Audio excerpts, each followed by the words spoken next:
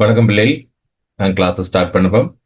இன்றைக்கு நாங்க 2வது நாள்ல இணைஞ்சிருக்கிறோம். 2வது நாள் பாடநெறியில இன்றைக்கு நாங்க பார்க்க போறது தமிழ் இலக்கிய தொகுப்பு பகுதியில நாவலர் இழந்தார் மற்றும் மொழிவள பகுதியில அகராதி ஒழுங்கு ஆக்கத்திறன் சார்ந்த பகுதியினுடைய அறிமுகத்துல பந்தி என்ற 3 பகுதிகள் இன்றைக்கு நாங்க பார்க்க போறோம். ஓகே. சோ இது மூன்றுமே இன்றைக்கு முக்கியமான ஒரு பகுதி. இன்றைக்கு 2வது நாள்ல. சோ முதலாவது யூனிட் நாவலர் இழந்தார் என்று சொல்லக்கூடிய பகுதியை நாங்க முழுமையாக படிச்சு தெரிஞ்சு கொள்ள போறோம். இந்த ஹட்ரை பண்டிதமணி சி கணபதி பிள்ளை அவர்களுடைய ஒரு தலை சிறந்த ஹட்ரையாக பார்க்கப்படுகிறது. அறுமுக நாவலர் அவர்களினுடைய வாரிசு பரம்பரையில இறுதியாக இருந்த ஒரு பரம்பரையாக இருப்பவர் தான் இந்த கணபதி பிள்ளை அவர்கள். காரணம், நாவலர் அவர்களுடைய நேரடி மாணவர்களாக இருந்த ஒரு சிலருக்கு கீழே படித்தவர், அவர்கள்ட்ட படிச்ச ஒருத்தர் தான் இவர், இந்த கணபதி பிள்ளை. சோ தன்னுடைய ஆசிரியர்கள் சொன்ன அந்த ஆறுமுக நாவலர் பற்றிய கருத்துக்களை வைத்துக்கொண்டு அவர் பற்றிய ஒரு கருத்தை இங்கே எழுதி கொடுத்திருக்கிறார். சோ இங்க ஆறுமுக நாவலர் இந்த கட்டுரை எதை விளக்கப்படுத்துது என்று சொன்னால், 1800கள் 1879களின் பிற்பட்ட காலத்துல இலங்கையினுடைய சட்ட நிரூபண சபை என்றால் பாராளுமன்றம். அந்த பாராளுமன்றத்துல படித்த இலங்கையர் என்ற அடிப்படையில ஒருத்தரை நாங்க தெரிவு செய்யணும். சோ அது ஒரு பாராளுமன்றத்துக்கு பிரித்தானியர்கள் இருந்தாங்க, சிங்களவர்கள் ஒருத்தர், தமிழர் ஒருத்தர் என்ற அடிப்படையில் எல்லாம் அவங்களுக்கு பல யாப்புக்கள் வந்திருக்கும். கோல்ஃபுரூக் கேமரூன், மனிங் டிவைன்சயர், டொனமோர், சோல்பரி என்று சொல்லி பல யாப்பு சீர்திருத்தங்கள் வந்திருக்கும். அது சம்பந்தமான விளக்கங்கள் நீங்க ஹிஸ்டரி பாடத்துல படிச்சிருப்பீங்க.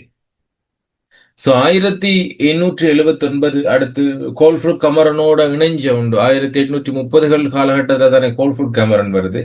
1879 80 காலப்பகுதிகளில் ஓகேப்பா, இலங்கையர் சார்பாக ஒருத்தரை நாங்க பாராளுமன்றத்துல பிரதிநிதியாக வைக்க போறோம் அப்படின்னு சொல்லி பிரித்தானிய அரசு அறிவிக்கவே, இப்போ இலங்கை சார்பாக யார் அங்க நியமிக்கலாம் அப்படின்னு சொல்லி யோசிக்கின்ற பொழுதுதான் ஒரு முடிவுக்கு வராங்க. ரைட், நாங்க எல்லாம் சேர்ந்து ஒரு கூட்டம் ஒன்று கூடுவோம், ஒரு வாத மகாசபை, ஒரு விவாத போட்டி ஒன்று நடத்தி, விவாத சபை ஒன்று நடத்தி, அதுல யார் வெற்றி பெறுகிறார்களோ அவர்களை நாங்க இந்த இலங்கை சார்பாக அனுப்பலாம் அப்படிங்கிற முடிவுக்கு வராங்க. ஆரம்ப காலகட்டத்துல பாத்தீங்க அப்படின்னா ஓட் பண்ணி எடுக்கக்கூடிய ஒரு சாத்தியப்பாடு இல்லை. காரணம், இலங்கையில மட்டும் இல்ல பிள்ளைகள், பிரித்தானியாவிலேயே சம உரிமை சார்ந்த ஒரு சர்வஜன வாக்குரிமை இடம்பெறல. 1928களுடைய பகுதிகள் தான் பிரித்தானியாவிலே சர்வஜன வாக்குரிமை அப்படிங்கிற ஒன்று வருது. அனைவருக்குமே 18 வயசுக்கு மேற்பட்டவங்களுக்கு எல்லாம் ஓட் அப்படின்னு சொல்லி. சோ அந்த காலகட்டத்தில் இலங்கையர்களுக்கு ஓட்டு சம்பந்தமா தெரியவும் தெரியாது, அப்படியான ஒரு நிலையும் இல்லை. சரி, ஓகே, கையை உயர்த்தி எல்லாம் காட்டலாம் அப்படின்னு சொல்லி நிலை இருந்தால் அப்படியும் இல்லை, அந்த காலகட்டத்தில் அப்படி எல்லாம் இல்லை. சோ எப்படி ஒருத்தரை தெரிவு செய்வாங்க அப்படின்னா, ஒரு பெரிய சபை கூடப்பட்டிருக்கும், அந்த சபையில வாத பிரதிவாதங்கள் செய்து ஒருத்தரை தெரிவு செய்வாங்க. ஓகே, சோ இப்படிதான் இந்த வாத மகா சபை இடம்பெறுகிறது. பிள்ளைகள், நான் பேசுறது எல்லாருக்கும் கிளியரா, சவுண்ட் கிளியரா இருக்கா? யாராவது? ஓகேப்பா, ஓகேம்மா. அப்போ அந்த வாத மகா சபையில எங்களுக்கு ஒரு பக்கமா யாரு நிக்கிறா அப்படின்னா, பிரிட்ரோ அப்படின்ற ஒருத்தர் நிக்கிறா. அடுத்து இன்னொரு பக்கமாக எங்களுடைய ராமநாதன் பிள்ளை, 2 பேரும் நிக்கிறாங்க. அப்ப இந்த இருவருக்கு இடையிலான போட்டியில தான் யார் வின் பண்ண போறா, யார எங்களுக்கு இந்த பிரதிநிதியாக பாராளுமன்றத்துல யார பிரதிநிதியாக நிப்பாட்டலாம் அப்படிங்கிற உண்டு. சாதாரணமான விடயம் அல்ல. இன்னைக்கு இலங்கையினுடைய பாராளுமன்றத்துல ஒரு இலங்கையர் சார்பாக ஒருத்தர் தான் நிப்பாட்டுங்கிற சந்தர்ப்பத்துல யோசிச்சு பாருங்க. இலங்கை வாழ் மக்களினுடைய சார்பாக ஒருத்தர் நிக்கிறாருங்கிறது எங்களுக்கு பெருமைப்பட வேண்டிய விடயம். முதலா அவருக்கு தான் என்ன கிடைக்குது, ஒரு வாய்ப்பு கிடைக்கிறது, இலங்கை சார்பாக ஒரு பிரதிநிதியாக தெரிவு செய்யறதுக்கு, என்னதுக்கு, அரசியலை பழகுவதற்கு. அப்படிப்பட்ட ஒரு நபரை தெரிவு செய்வதுங்கிறது சாதாரண விடயம் அல்ல. சரியான ஒருத்தரை கொண்டு போய் நாங்க அதுக்குள்ளால திணிக்க வேண்டிய ஒரு கடப்பாடு எங்களுக்கு இருந்தது. அந்த காலகட்டத்தில் எங்களுக்கு முக்கியமான நபர்களாக இலங்கையில் இருந்தவர் அப்படின்னா அவர் ஆறுமுக நாவலர், சித்திலப்பி அவர்கள், சுமங்கல தேரர், இவங்க எங்களுக்கு முக்கியமானவர்கள். அவங்க சுதந்திர போராட்டத்தினுடைய வீரர்கள், தியாகிகளாக, அடுத்து நாட்டை பற்றியான சிந்தனைகள் பற்றியான பல விடயங்கள்ல ஆர்வம் செலுத்தியவர்களாக ஆறுமுக நாவலர், சித்திலப்பி எல்லாம் இருந்தாங்க. ஏன்னா அப்போ அவர்கள்ல முக்கியமானவர் ஆறுமுக நாவலர். இவர் ஒரு சைவ சமயம் சார்ந்தவர் மட்டுமல்ல, தமிழ் மீது ரொம்ப பற்று பற்று வாய்ந்தவர். வாதங்கள் செய்வதில்லை, விவாதங்கள் செய்வதில்லை, ஒரு முக்கியமான முடிவு எடுக்கிறதுல இவர் சிறந்த ஒருத்தரா இருந்தார். இவர் நின்றிருக்கலாம், இவர் இந்த இது கேட்டிருக்கலாம், ஓட் கேட்டிருக்கலாம், பட் அவருக்கு கொஞ்சம் காச நோய், அதே நேரம் அவருக்கு அதுல விருப்பமும் இல்லை. ஆகவே சரியான ஒருத்தரை நாங்க இலங்கை சார்பாக நிறுத்த வேண்டும் என்ற கடப்பாடுல யாரை நிப்பாட்ட பார்க்கிறார் என்றால் பொன் ராமநாதன் அவர்களை இவர் இந்த சட்டசபைக்கு நிறுத்த பார்க்கிறார். பட் இலங்கைக்கு இதுக்கு எதிராக ஒருத்தர் நிற்கிறார். அவருடைய பேர் என்ன பிள்ளைகள்? யார் அவருடைய பேர்? பிரிட்டோ. வெரி குட்பா. பிரிட்டோ என்று சொல்றவர். இப்போ 2 பேருக்கும் இடையிலான அந்த ஒற்றுமையை பார்த்தோம் என்று சொன்னால், இலங்கையில பிரிட்டோவை தெரியாதவங்க யாருமே இல்லை. பெரிய பெரிய வழக்குகளுக்கு எல்லாம் யாரை நியமிப்பாங்க என்று சொன்னால் இந்த பிரிட்டோ தான். இவருக்கு தெரியாத யாரும் இல்லை. யாழ்ப்பாணவத்தவரா இருக்கலாம், கொழும்புல இருக்கலாம், ஹண்டியா இருக்கலாம், எல்லா இடங்களையுமே பிரிட்டோ என்றால் அப்படி ஒரு பிரசித்தி பெற்ற நபர். ஆனால் ராமநாதன் அப்படிங்கிறவர் இப்போதான் இந்தியாவில இருந்து வந்திருக்கிறார், பிஏ படிச்சுட்டு வந்திருக்கிறார், அழகான நபர், ஒரு 25 வயசு தான் அவருக்கு ஈகும். பட் இவரை யாருக்குமே தெரியாது. யாழ்ப்பாணம் தான், பட் யாழ்ப்பாணத்தவரா இருந்தாலும் யாருக்குமே தெரியாத நபர். இப்போ நாமளா இருந்தா யாருக்கு ஓட் பண்ணுவோம் பிள்ளை? நாங்களா இருந்தா யாருக்கு ஓட் பண்ணுவோம்? தெரிஞ்ச ஆளுக்கு பிரிட்டோவுக்கு தான் பண்ணுவோம். ஏன்னா அவர் ஆறுமுக நாவலர் எப்படிப்பட்டவர் என்று தெரியாது. அவரை பற்றியான இந்த அனுபவம் இல்லைன்னா நாங்க கண்டிப்பா பிரிட்டோவுக்கு தான் அங்க ஓட் பண்ணுவோம். ஆக இந்த மாதிரியான ஒரு சந்தர்ப்பத்துல இலங்கையில இருக்கக்கூடிய சகல சட்ட சபை உறுப்பினர்கள், வழக்கறிஞர்கள், சட்ட நிபுணர்கள் எல்லாம் பிரிட்டோவுக்கு ஆதரவா நிக்கிறாங்க. பிரிட்டோவை தான் இந்த முறை முதலாக சட்டசபைக்கு கொண்டு வரணும் அப்படிங்கிறவர்கள் நிக்கிறாங்க. ஆனால் ஆறுமுக நாவலர், அவர்கள் சார்ந்த விஸ்வநாத பிள்ளை, தாமோதரம் பிள்ளை, அவங்க எல்லாம் என்ன நிக்கிறாங்கன்றா, இல்ல பிரிட்டோ ஆட்சிக்கு வரக்கூடாது, அவர்களுக்கு போகக்கூடாது, ராமநாதன் தான் போகணும் அப்படிங்கிற கடப்பால நிக்கிறாங்க. ஏன், என்ன காரணம், ஏன் பிரிட்டோவை நிப்பாட்டல அப்படின்னு பார்த்தா, பிரிட்டோ ஒரு நேர்மை இல்லாத ஒரு நபர். ஏன்னா அவர் ஆறுமுக நாவலருக்கும் இவருக்கும் ஏற்கனவே ஒரு போட்டி ஒன்று போய் கொண்டிருக்குது. நல்லூர் கந்தசுவாமி கோவில்ல ஒரு பிரச்சனை. அது கோயிலில் இருக்கக்கூடிய நிர்வாகிகளுக்கும் அங்க இருக்கக்கூடிய பூஜை செய்யக்கூடிய பிராமணர்களுக்கும் இடையிலான ஏதோ ஒரு பிரச்சனை போய் கொண்டிருக்குது. அது சம்பந்தமான ஒரு வழக்கும் யாழ்ப்பாணத்துல போய் கொண்டிருக்கு. இப்ப கோவில் ஏற்பாட்டாளர்களான அங்க இருக்கக்கூடிய அந்த தலைவர், செயலாளர், பொருளாளருக்கு சார்பாக பிரிட்டோ நிற்கிறார். பிராமணர்களுக்கு எதிராக ஆதரவாக எங்கட ஆறுமுக நாவலர் நிற்கிறார். சோ இவங்க 2 பேருக்கும் பல நாட்களாக வழக்கு போய் கொண்டிருக்குது. இப்போ பிரிட்டோ என்ன செய்யறார் என்றால், இந்த ஆட்சிக்கு வரணுங்கிறதுக்காக நாவலவரிடம் சொல்றார், நீங்க என்னை இந்த நாட்டினுடைய பிரதிநிதியாக மாற்றி விட்டீங்க என்று சொன்னால் நான் பிராமணர்களுக்கு சார்பாக இந்த வழக்கை திருப்பி தாரேன் அப்படின்னு சொல்லி அவர் அங்க பல நண்பர்கள் மூலமாகவும் தபால் தந்திகள் மூலமாகவும் சொல்லி இருக்கிறார். தன்னுடைய அந்த அந்த ஆசைக்காக, தன்னுடைய அந்த பிரதிநிதி ஆசைக்காக தன்னை நம்பி வந்திருக்கக்கூடிய அந்த கோயில் ஏற்பாட்டாளர்களையும் காட்டி கொடுக்கக்கூடிய ஒரு நிலை பிரிட்டோவுக்கு இருக்குது என்று சொன்னால், நாளைக்கு கண்டிப்பா இலங்கை மக்களை என்ன செஞ்சிருவார், அவர் பிரித்தானியருக்காக விற்று போடுவார் அப்படிங்கிற ஒரு விடயத்தை யார் விளங்கி கொள்றா அப்படின்னா ஆறுமுக நாவலர் விளங்கி கொள்றார். அதனால பிரிட்டோ அப்படிங்கிறவர் ஆட்சிக்கு வரக்கூடாது என்பது தீர்மானமாக இருக்கிறார். இப்படியாக இருக்கவே ஆறுமுக நாவலருக்கு ஒரு வகை காச நோய், சரியா, சுவாச நோய் என்று சொல்லுவோம், அது காச நோய். அவரால் மூச்சு விட முடியாது, கொஞ்சம் படுத்துதான் இருப்பார், கஷ்டம். சோ அன்றைக்கு கூட்டத்துக்கு தலைமை வைக்க வேண்டியவர் இந்த ஆறுமுக நாவலர் தான். பட் அன்றைக்கு அவர் வைக்காம விஸ்வநாத பிள்ளை தலைமை வைக்கிறார். அது சம்பந்தமா நம்ம வாட்சி பார்ப்போம்.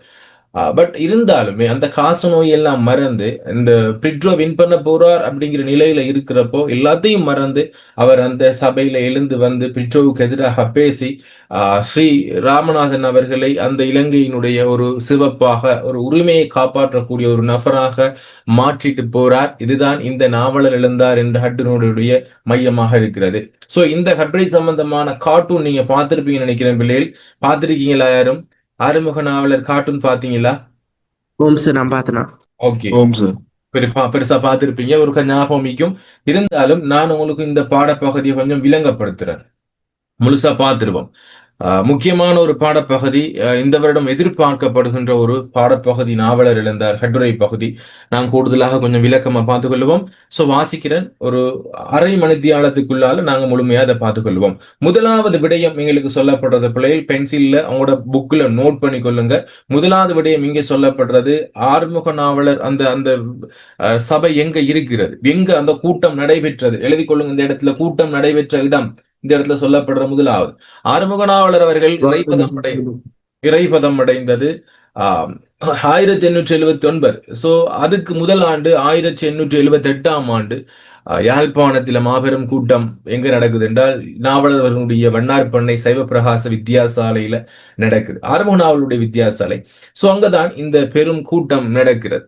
இப்போ இந்த நாவலர் வித்தியாசாலை எங்க நிக்குது அப்படின்னா, வண்ணார்பண்ணை சந்திக்கு வடகிழக்கு கோணம். சோ வண்ணார்பண்ணை சந்தி இது இப்படி சொன்னா, இதுல வடகிழக்கு, இது வடக்கு பிள்ளைகள், வடகிழக்கு என்றால் சோ கிழக்கு, இது வடகிழக்கு கோணம், இந்த கோணம் இந்த இடத்துல இருக்கு. அப்ப இந்த சந்தியில இல்லைங்களப்பா,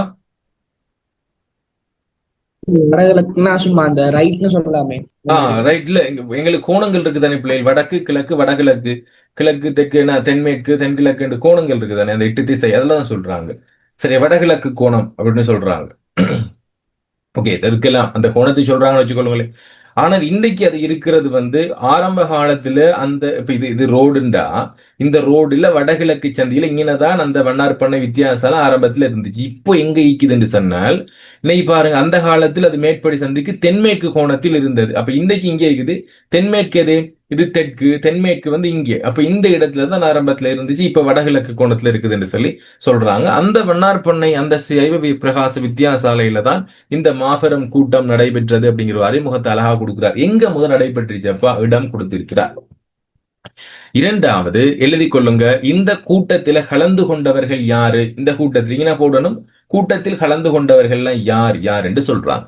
யாரெல்லாம் இருக்குன்னா, கல்விமான்கள், பிரபுக்கள், பிரமாண சைவ குருமார்கள், உபாத்தியார்கள், இன்னும் பிரபல்யமானவர்கள் திரள் திரளாக தன்முன் வாத பிரதிவாதங்கள் செய்து கொண்டிருக்கிறார்கள். யாழ்ப்பாணத்து சட்ட நிபுணர்களான வழக்கறிஞர்கள் அத்தனை பேரும் வந்திருக்கிறார்கள். கொழும்பிலிருந்து மிக பிரசித்தி பெற்ற சட்ட நிபுணர்கள் சமூகம் செய்திருக்கிறார்கள். முன்பின் காணாத கேளாத கூட்டம். சோ இவ்வளவு பெரிய ஒரு கூட்டம் இலங்கையில இதுவரைக்கும் இப்படியான ஒரு கூட்டத்தை பார்த்தது. லட்சக்கணக்கான மக்கள் அங்க கூடி, அங்க இருக்கக்கூடிய இலங்கையில இருக்கக்கூடிய கல்விமான்கள் எவ்வளவு பேர் வந்திருக்கிறாங்க, கல்வி கற்றோர்கள் எவ்வளவு பேர் வந்திருக்கிறாங்க. பிரபுக்கள் அப்படிங்கிறவங்க யாரு அப்படின்னா, ஆரம்ப காலத்துல நில உடைமையாளர்கள் என்று சொல்லுவோம். நில உடைமையாளர்கள், நிலத்துக்கு சொந்தக்காரர்கள், அவர்கள் வந்திருக்கிறாங்க, நல்ல பணக்காரவங்க அவங்க எல்லாம். அடுத்து பிரமாண சைவ குருமார்கள், பிராமண சைவ குருமார்கள் எல்லாம் வந்திருக்கிறாங்க. ஏன்னா பிராமணர்கள் என்று சொல்றவங்க அந்த ஆரம்ப காலகட்டத்துல மிகவும் முக்கியமானவங்க, அவங்களும் வந்திருக்கிறாங்க. ஆசிரியர்கள் வந்திருக்கிறாங்க, ரொம்ப பிரபல்யமானவர்கள் எல்லாம் அங்க நிரம்பி இருக்கிறாங்க. சட்ட நிபுணர்கள், சட்டங்களை எல்லாம் ஆக்கக்கூடிய நிபுணர்கள் எல்லாம் அங்க உட்கார்ந்து மிகப்பெரிய ஒரு வாத பிரதிவாதம் நடந்து கொண்டிருக்கிறது. சோ அடுத்து மூன்றாவது பந்தியில சொல்றது, ஆறுமுக நாவலர் பற்றியான விவரிப்பும் யார் தலைமை. ஆறுமுக நாவலர் அப்படின்னு போட்டுக்கொள்ளுங்க இந்த இடத்துல, ஆறுமுக நாவலர் பற்றியான விவரிப்பு இங்கே சொல்லப்படுது.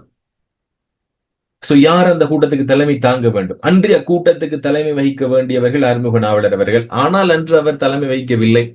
அந்த வித்தியாசாலை மண்டபத்திலே ஒரு பக்கத்திலே ஒரு தூணுக்கு அருகிலே திண்டு தலையணை ஒன்றிலே அடிக்கடி சாய்ந்து கொண்டும் மடியில் பக்கங்களும் அடுக்கிய தலைகணைகளில் முழங்கைகளை ஊன்றி முள்ளங்காய்களினால் நெற்றிகளை தாங்கிக் கொண்டும் கூட்ட நடைமுறைகளை அவதானித்தபடி இருக்கிறார். சோ இவரால அன்னைக்கு கூட்ட நடைமுறை, இப்ப ஸ்டேஜ் என்று சொன்னால், ஸ்டேஜ்ல ஒரு பக்கத்துல தூணுக்கு பக்கத்திலால ஒரு பாய் ஒன்றுல அவர் படுத்து கொண்டிருக்கிறார். திண்டு தலையணை, ஒரு வகை தலையணை, அதுல சாஞ்சு கொண்டும் படுத்து கொண்டும் இங்க கூட்டம் நடந்து கொண்டிருக்குது. இங்கிட்டு பிரிட்ரோ பேசுறார், இங்கிட்டு பிரிட்ரோ சார்பான வழக்கறிஞர்கள், இங்கே விஸ்வநாத பிள்ளை அவர்கள் பேசிக் கொண்டிருக்கிறார். இது ரெண்டையுமே யார் பார்த்து கொண்டிருக்கிறார்? ஆறுமுக நாவலர் பார்த்து கொண்டிருக்கிறார். அன்றைக்கு அவரால் எழும்பி பேசிக்கொள்ள முடியாத ஒரு நிலை இருக்கிறது. நிபுணர்கள் என்று சொன்ன பிள்ளைகள் அந்த துறை சார்ந்து ரொம்ப தெரிஞ்சிருக்கிறார். அந்த நிபுணத்துவம் அப்படிங்கிறது சட்ட நிபுணத்துவம் அப்படிங்கிறது அங்க இருக்கக்கூடிய சட்ட நூல்களை எல்லாம் படிச்சு புது புது சட்டங்களை எல்லாம் உருவாக்கக்கூடிய வகையில இருக்கக்கூடிய நிபுணத்துவம், முழுமையான விளக்கம்னு சொல்லுவோம் அந்த நிபுணத்துவம் அப்படிங்கிறது. அதான் நான் சொல்றேன். ஆக அவருக்கு ஒரு வகையான காச நோய், தொய் வருத்தம், குளிர்காலத்துல இடையிடையில வருகின்ற ஒரு வகை காசம், அவரால் மூச்சு விட முடியாது, பேச முடியாது, வயிற்ற கொய்து வாங்குகின்ற பொல்லாத காச வருத்தம் அந்த ஆறுமுக நாவலருக்கு. அதனால் இங்க அவர் படுத்து கொண்டிருக்கிறார். இங்கு யார் செஞ்சு கொண்டிருக்கிறார் என்றால், விஸ்வநாத பிள்ளை சார்ந்தவர்கள், அதை அடுத்து இவங்க பிரிட்ரோ சார்பானவர்களுக்கு இடையில மாறி மாறி விவாதம் நடந்து கொண்டிருக்குது, யாரை கொண்டு வரலாம் என்று. அடுத்து எங்களுக்கு ஆறுமுக நாவலர் பற்றியான விவரிப்பு இது. இங்க பாத்தீங்க அப்படின்னா இந்த பகுதி விஸ்வநாத பிள்ளை இங்க போட்டுக்கொள்ளுங்க, விஸ்வநாத பிள்ளைன்னு போட்டுக்கொள்ளுங்க, பென்சில்ல போட்டுக்கொள்ளுங்க பிள்ளை, புக்ல கண்டிப்பா வச்சுக்கொள்ளுங்க புக். விஸ்வநாத பிள்ளை சம்பந்தமான அறிமுகம் சொல்றாங்க. சென்னையில இருக்கக்கூடிய சர்வகலாசாலையார் முதல் அப்படி என்றால் அங்க ஒரு பல்கலைக்கழகம், அந்த பல்கலைக்கழகத்துல முதலா சென்னை சர்வகலாசாலையாருடைய முதலா நடத்துற ஒரு பிஏ பரீட்சை. சோ இன்றைக்கு பிஏ பரீட்சை எல்லாம் சாதாரணமாக விட்டது. ஆனால் 1800களினுடைய காலப்பகுதியில் வச்சு பாருங்க, முதலா பிஏ எக்ஸாம் கொண்டு வராங்க உலகத்திலேயே தமிழகத்துக்குள்ளால பிஏ எக்ஸாம் வருது. ஏனைய மொழிகள்ல இருந்து முதலாக BA exam bachelor of arts வந்து கொண்டிருக்கிற நேரத்தில் முதல் பேட்ச்லேயே படிச்சவர் தான் இந்த தாமோதரம் பிள்ளை, விஸ்வநாத பிள்ளை அவங்க எல்லாம். அப்ப அந்த அளவுக்கு அவங்க நொலேஜா இருந்திருப்பாங்க. இருவர் பரீட்சை எடுத்து சித்தி எய்தவர்கள். ஒருவர் வை விஸ்வநாத பிள்ளை, மற்றவர் சி வை தாமோதரம் பிள்ளை. இவரை பற்றியான விளக்கம் எங்களுக்கு தேவையில்லை. விஸ்வநாத பிள்ளை தான் எங்களுக்கு இங்க தேவை. விஸ்வநாத பிள்ளை மகா விவேகி, கணித மேதை. தாமோதரம் பிள்ளைக்கு ஆசிரியர். வாதம் செய்வதில் பெரிய சாமர்த்தியவான். யாரு? இந்த விஸ்வநாத பிள்ளை. ரொம்ப நொலேஜ் ஆனவர், கணிதம் சம்பந்தமான சகல கோட்பாடுகளும் தெரிஞ்சிருக்கக்கூடியவர், நல்ல வாதம் செய்யக்கூடிய ஒரு சிறந்த நபராக இருக்கிறார். அவர் நாவலர் அவர்களுக்கு 2 ஆண்டுகள் மூத்தவர் தான். பட் இருந்தாலும் நாவலர் அவர்களுடைய பிள்ளையும் இளமை தொடக்கம் பத்திரிகை வாயிலாக இருவருமே வாதம் செஞ்சு வந்தாங்க. ஏன்னா நாவலர் விட 2 வயசு மூத்தவர் தான். பட் 2 பேருக்குமே எப்பவுமே போட்டி நிலவை கொண்டே இருக்கும். பத்திரிகை வாயிலாக போட்டி நிலவும். ஏன்னா இப்ப நாங்க யோசிச்சு பாரு, வாட்ஸ்அப்ல நீங்க ஒரு மெசேஜ் போட்டா நான் ஒரு மெசேஜ் போடுற மாதிரி இளங்கலை மாணி பிள்ளை தமிழ் படிவு பிஏங்கிறது இளங்கலை மாணி பட்டம். ஓகே, அப்போ 2 பேரும் மாறி மாறி விவாதம் செஞ்சு கொள்ற ஒரு போஸ்ட் போடுற மாதிரியான ஒரு விஷயம் தான் ஆரம்ப காலத்துல பத்திரிகைகள்ல. சோ இந்த விஸ்வநாத பிள்ளை 2 பேருக்குமே பல கண்டனங்களை எல்லாம் தெரிவித்து வெளியிட்டு கொண்டிருக்கிறார். நாவலர் அவர்கள் எதிர்த்து நின்று பல கண்டன பத்திரிகைகளை பதித்து வெளியிட்டார். இந்த விஸ்வநாத பிள்ளை இவர் ஒரு முறை சிதம்பரத்திலே நாவலர் அவர்களோடு நேரிலே வாதம் செய்து நாவலருடைய கொள்கைகளுக்கு இணங்கி அவர்களிடம் மதிப்பு வைத்து அன்று தொடக்கம் நாவலர் அவர்களை குருவாக கொண்டவர். இப்படிப்பட்டவை விஸ்வநாத பிள்ளையின் தலைமையில் அந்த கூட்டம் நடைபெறுகிறது. நல்லா யோசிச்சு பாருங்க. உங்களோட வயசு குறைஞ்ச ஒருத்தர் உங்களோட தம்பியை நீங்க உங்களோட சாரா ஏற்றுக்கொள்வீங்களா? டீச்சரா ஏற்றுக்கொள்வீங்களா? யாராவது ஒருத்தர்? இல்ல சார். இல்ல, கொஞ்சம் என்னோட வயசு குறைஞ்ச பொடியனப்பா நான் எப்படி அவரை டீச்சரை எடுத்துக்கொள்றது? ஏன்னா உங்களோட கிளாஸ்க்கு இப்போ கிரேட் 9ல படிக்கிற பொடியன் ஒருத்தனை நீங்க உங்களோட டீச்சரை எடுத்துக்கொள்றதுக்கு என்னோட மனசு கொஞ்சம் சுருக்கமா இருக்கும். என்னப்பா இந்த சின்ன வயசு அப்படின்னு நான் எப்படி அவனை டீச்சர் ஆயிட்டு கொள்றது? அப்ப அப்படிப்பட்ட ஒரு நபர் இந்த விஸ்வநாத பிள்ளை. தன்னுடைய 2 வயசு குறைஞ்சா இருந்தாலும் கூட அவரை தன்னுடைய ஆசிரியராக ஏற்றுக்கொண்டவர், அவருடைய திறமை அடிப்படையாக பார்த்து. ஓகே, சோ இது விஸ்வநாத பிள்ளை சம்பந்தமான ஒரு அறிமுகம். ஞாபகம் வச்சுக்கொள்ளுங்க, ஒவ்வொருத்தரும் அறிமுகப்படுத்தி வரார். அடுத்து இங்க பாத்தீங்க அப்படின்னா ராமநாதன் துரை. இவரை பத்தி சொல்றதுக்கு ஒன்றுமே இல்லை, 2-3 வரி தான் இருக்கிறது, குறைவா சொல்லியிருக்கிறார். சுகின் ராமநாதன் சம்பந்தமான விளக்கத்தை போட்டுக்கொள்ளுங்க. பொன் ராமநாதன் துரைக்கு அப்போது 25 வயசு, சிரித்த முகம், தங்கஸ்வரூபம். அப்பொழுதுதான் சென்னை பட்டணத்தில் இருந்து படித்து விட்டு வந்தவர். யாழ்ப்பாணத்தேவராயனும் யாழ்ப்பாணத்தவருக்கு அவரை பற்றி தெரிந்தும் தெரியாது. யாழ்ப்பாணம் வந்திருக்கிறார், அவ்வளவுதான். இப்பதான் வந்திருக்கிறார், 25 வயசு, அழகானவர், ரொம்ப நல்ல கோல்டு கலர் ஆள். சோ அப்படிப்பட்டவர் இப்போதான் யாழ்ப்பாணத்துக்கு வந்திருக்கிறார். இவரை பத்தி யாருக்குமே யாழ்ப்பாணத்தவராக இருந்தாலும் யாழ்ப்பாணத்துல யாருக்கும் இவரை தெரியாது. அடுத்து பிரிட்ரோ பத்தி சொல்றாங்க. அடுத்து போட்டுக்கொள்ளுங்க பிரிட்ரோ பத்தி. இந்த இடத்துல ஒரே விஷயத்துல சொல்லிட்டாங்க. பிரிட்ரோ என்பவர் பிரசித்தி பெற்ற பழுத்த வழக்கறிஞர். பழுத்த என்று சொல்றது நல்ல அனுபவம் வாய்ந்த. இந்த பழுத்த என்று சொல்றது நினைச்ச கூடாது நல்ல தலையெல்லாம் பழுத்து போய் வெள்ளை நரைச்சு போய் இருக்கிற முடியும் அந்த பழுத்த இல்ல இது. இந்த பழுத்தங்கிறது அனுபவம் வாய்ந்த அப்படின்னு சொல்ற ஒரு அர்த்தம். அப்ப பழுத்த வழக்கறிஞர், அனுபவம் வாய்ந்த, நல்ல சிறந்த வழக்கறிஞர். அக்காலத்துல சட்ட நிபுணர்களுக்குள்ளே தலை சிறந்த சட்ட நிபுணத்துவம் நான் சொன்ன பிள்ளை ரொம்ப நுழைச்சு. அப்ப அவங்களுக்கு சட்டம் அப்படின்னா ஃபுல்லா கரைச்சு குடிச்சிருப்போம் என்று சொல்லும் இல்லை. அதான் அந்த சட்ட நிபுணத்துவம்ங்கிறது முழுமையாக அவங்களுக்கு அது சம்பந்தமா விளக்கம் தெரியும். அதுல மிக மிக முக்கியமானவர் யார் என்றால் இந்த பிரிட்ரோ தான். அதுல எல்லாத்திலையும் சிறந்தவர் இந்த பிரிட்ரோ என்று சொல்றவர். இலங்கையிலே உள்ள எல்லோரும் அவரை அறிவர். கொழும்பிலும் யாழ்ப்பாணத்தவரிலும் அவருக்கு பெரிய பேர். பாரிய வழக்குகளும் அப்பீல்களுக்கும் அவரை நியமிப்பதுதான் வழக்கம். அவருக்கு யாழ்ப்பாணத்தில் அளவு கடந்த செல்வாக்கு அந்த நாட்கள்ல இருந்தது. ஓகே, இப்போ எல்லாத்தையும் அறிமுகப்படுத்திட்டாங்க. இப்போ என்ன பிரச்சனை, ஏன் இந்த கூட்டம் நடைபெறுகிறது, இது என்னத்துக்கானதுன்னா இதுதான் இந்த ஹட்ரோயினுடைய மைய கருத்துக்குள்ளே. இந்த கூட்டம் நடைபெறுவதற்கான காரணத்தை சொல்றாங்க. எழுதி கொள்ளுங்க. கூட்டம் நடைபெறுவதற்கான காரணம் இங்கே சொல்லப்படுது. நான் கொஞ்சம் வேகமா தான் பிள்ளைகள் சொல்லிட்டு போறேன். எல்லாருக்கும் விளங்குதா? ஹேண்ட் ரைஸ் பண்ணுங்க பாவம். எல்லாருக்கும் விளங்குதா பிள்ளைகள்? Okay, good. விளங்குனுச்சுண்டா கொஞ்சம் ஹேண்ட் ரைஸ் பண்ணுங்க பிள்ளைகள். 33 பிளேட் இருக்கீங்க. Okay, very good. ஓகே, இதே வேகத்துல போறேன்னா நிறைய பகுதிகள் படிக்குது. ஓகே, இருவரும் இந்த இருவரும் கொஞ்சம் சுலபா சொல்றேன். இந்த இருவரும் இலங்கை சட்டசபையில் இலங்கை பிரதிநிதித்துவத்துக்கு போட்டியிட்டுக் கொண்டிருக்கிறார்கள். பிரதிநிதி என்று சொன்னால் உங்களுக்கு விளங்கணும் பிள்ளைகள், எனக்கு சார்பாக நிக்கிறது. நான் இருக்கிறேன். இப்ப நாங்க ஒரு 10 பேர் நிக்கிறோம், ஓகேவா? நாங்க ஒரு 10 பேர் நிக்கிறோம். உங்களோட கிளாஸை வச்சுக்கொள்ளுங்களேன். உங்களோட கிளாஸை வச்சுக்கொண்டால் உங்களோட கிளாஸ்ல ஒரு 20 பிள்ளைகள் 30 பிள்ளைகள் என்று சொல்லி இருப்பீங்க. சோ இந்த 30 பிள்ளைகள்ல ஒருத்தரை மட்டும் மானிட்டரா நீங்க தெரிவு செஞ்சு எங்க அனுப்புவீங்க? முன்னாடி அனுப்புவீங்க. சோ அந்த மானிட்டர் என்ன செய்வார் என்று சொன்னால், உங்களுடைய ஸ்கூல் டீச்சர்கிட்ட அல்லது பிரின்சிபல்கிட்ட அவங்க வகுப்புக்கு தேவையான சில விடயங்களை, அவர்களுக்கு தேவையான சில உரிமைகளை பெற்றுக்கொள்வதற்காக அவர் யார்கிட்ட பேசுவார்? பிரின்சிபல்கிட்ட பேசுவார். சோ நாங்க நேரடியா என்ன செய்ய முடியாது என்றால் பிரின்சிபல்கிட்ட போய் பேச முடியாது. அவர் பிஸியா இருப்பார். யாரெண்டா கிளாஸ் மானிட்டர் விட்டு கூட்டிட்டு வாங்கன்னு சொல்லிதான் சொல்லுவார். அப்ப அந்த கிளாஸ் மானிட்டர் யாரோட சார்பாக இருக்கிறாருன்னா மொத்தம் 30 பேரோட ஓட் எடுத்து 30 பேர் சார்பாக நிக்கக்கூடிய ஒருத்தரை தான் பிரதிநிதி, எங்கள் சார்பாக நிக்கக்கூடிய ஒருத்தர். விலங்குனிச்சா பிள்ளைகள் இந்த பிரதிநிதி என்றால் என்னண்டு எல்லாருக்கும் விலங்குனிச்சா? பிரதிநிதி என்றால் என்னண்டு விலங்குனிச்சா எல்லாருக்கும்? முதலாவது இப்ப நாங்கெல்லாம் ஓட் பண்ணி இப்ப நாங்கெல்லாம் ஓட் பண்ணி யோசிச்சு பாருங்க. இப்ப இன்னைக்கு இலங்கையினுடைய பாராளுமன்றத்துக்கு 196 பேரை நாங்க அனுப்புறோம். 196 பேர், மொத்தம் 225 பேர் இலங்கையினுடைய பாராளுமன்றத்துல எங்களுக்கு இருக்கிறாங்க. 196 பேர் ஓட் பண்ணி அனுப்புறோம். அப்போ ஒவ்வொரு பிரதேசத்துல இருந்தும் ஒவ்வொருத்தங்களை ஓட் பண்ணி நாங்க அனுப்புறோம். சோ ஒவ்வொருத்தரும் 1,00,000 வாக்குகள் 2,00,000 வாக்குகள் எடுத்து போறோம் என்றால், அப்ப அதுக்கு என்ன அர்த்தம் என்றால் 1,00,000 வாக்குகள்ங்கிறது நான் 1,00,000 பேருக்கு பதில் சொல்லக்கூடியவன். 1,00,000 சார்பாக நான் வந்திருக்கிறேன். 1,00,000 பேரோட சார்பாக நான் இருக்கிறதன் பிரதிநிதி. எனக்கு பதிலாக அவன் என்னுடைய வேலையை செய்கிறான் என்றால் அவன் பிரதிநிதி.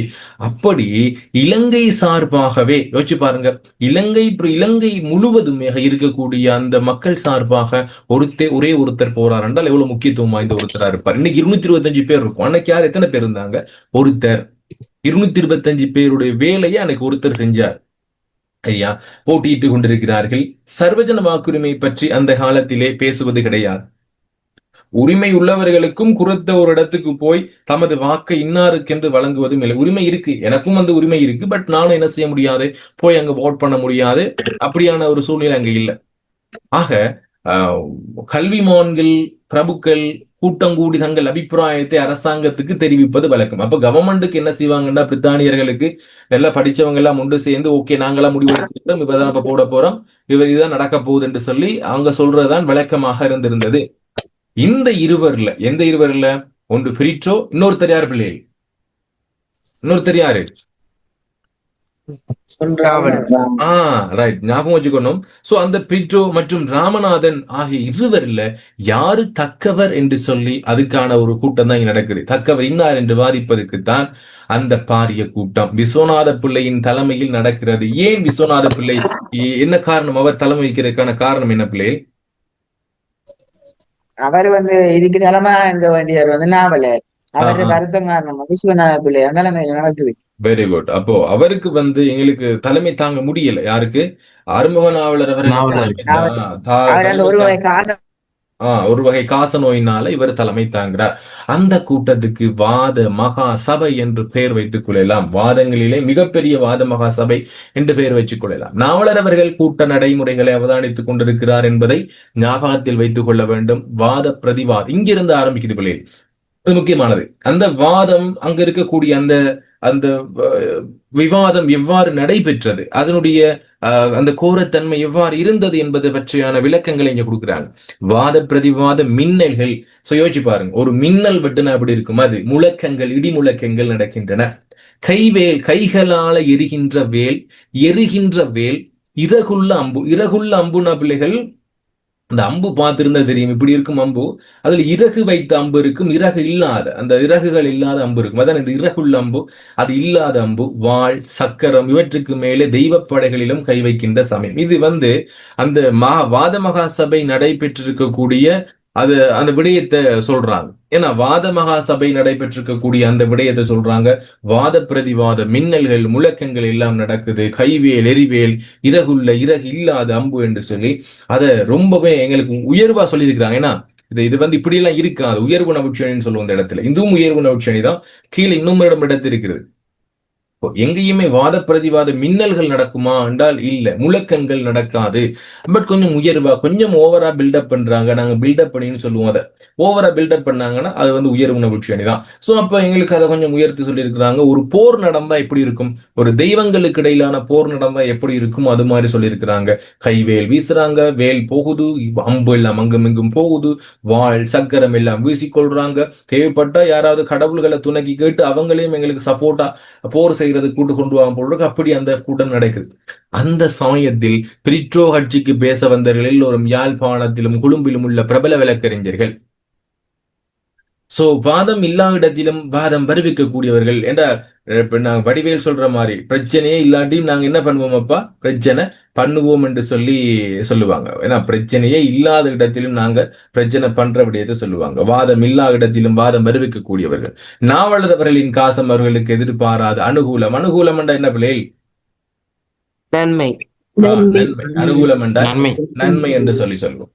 ஓகே, அளித்தது அவர்களுக்கு வந்து இப்போ நன்மை அளித்ததா இருக்கிறது. பிரிட்ரோவை ஆகாசத்திலே தூக்கி கொண்டு போய், சோ இந்த இடத்துல பிள்ளை பிரிட்ரோவை ஆகாசத்திலே தூக்கி கொண்டு போய் வைத்திருக்கிறதும் எங்களுக்கு இந்த இடத்துல உயர்வு நவிழ்ச்சி அணியாக சொல்லப்பட்டிருக்கு. எங்கரையும் கொண்டு போயிட்டு வானத்துல வச்சுட்டு வந்துட இயலாது, உயர்வு நவிழ்ச்சி அணியாக சொல்லப்பட்டிருக்கு. அவர்கள் ராமநாதன் கட்சிகள் சோர்ந்து போய்விட்டது. ஏனென்றால் இப்போ எங்களுக்கு விஸ்வநாத பிள்ளை நல்லா பேசுவார் தான், பட் இருந்தாலுமே அவரால் அங்க இருக்கக்கூடிய அந்த பிரபுக்களுக்கும் கல்விமான்களுக்கும் வழக்கறிஞர்களுக்கும் ஈடு கொடுக்கக்கூடிய நிலை இல்லை, போய்விட்டது.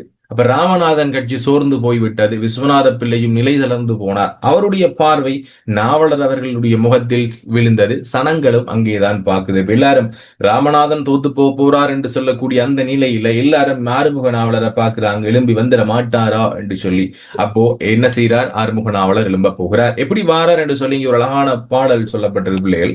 இப்ப இந்த பாடல் எங்க உள்ள பாடல் அப்படின்னா கம்பராமாயண பாடல். கம்பராமாயணத்தில சுயம்பரம் நடந்து கொண்டிருக்கிறது. யாருக்கு? சீதைக்கு சுயம்பரம் நடக்கிறது. அந்த நேரத்தில் ராமன் அந்த வில் எடுக்கிறதுக்காக போறார்.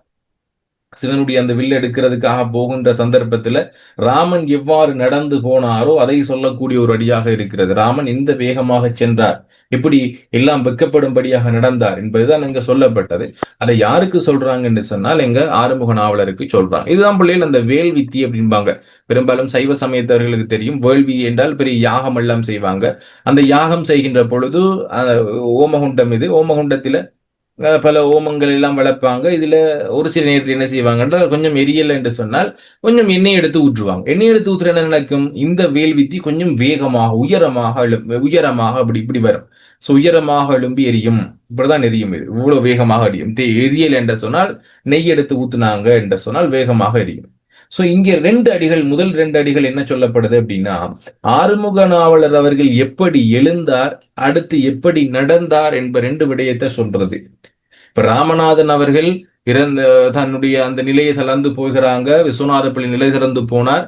சோ ஆறுமுக நாவலர் பெரும்பி வர போறார் ராமநாதனுக்காக பேசுறதுக்காக. எப்படி எழும்பினார்னு பாருங்க.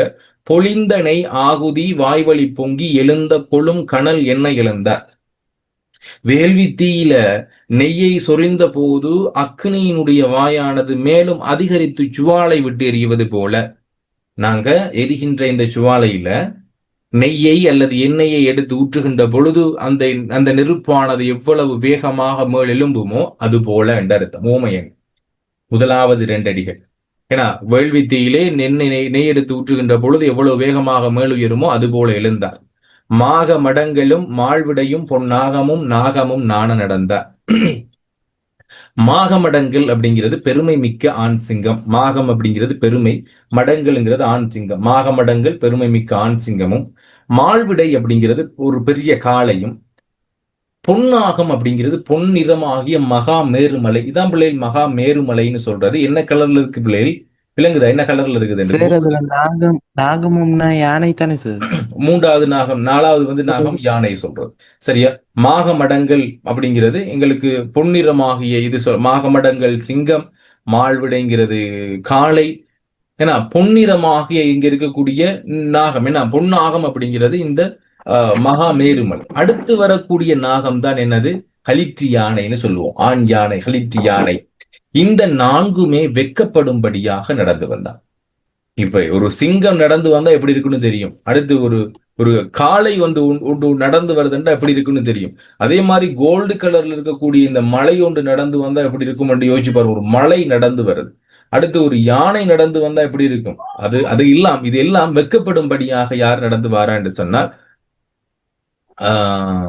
எங்களுடைய அந்த நாவலர் அவர்கள் நடந்து வாரா.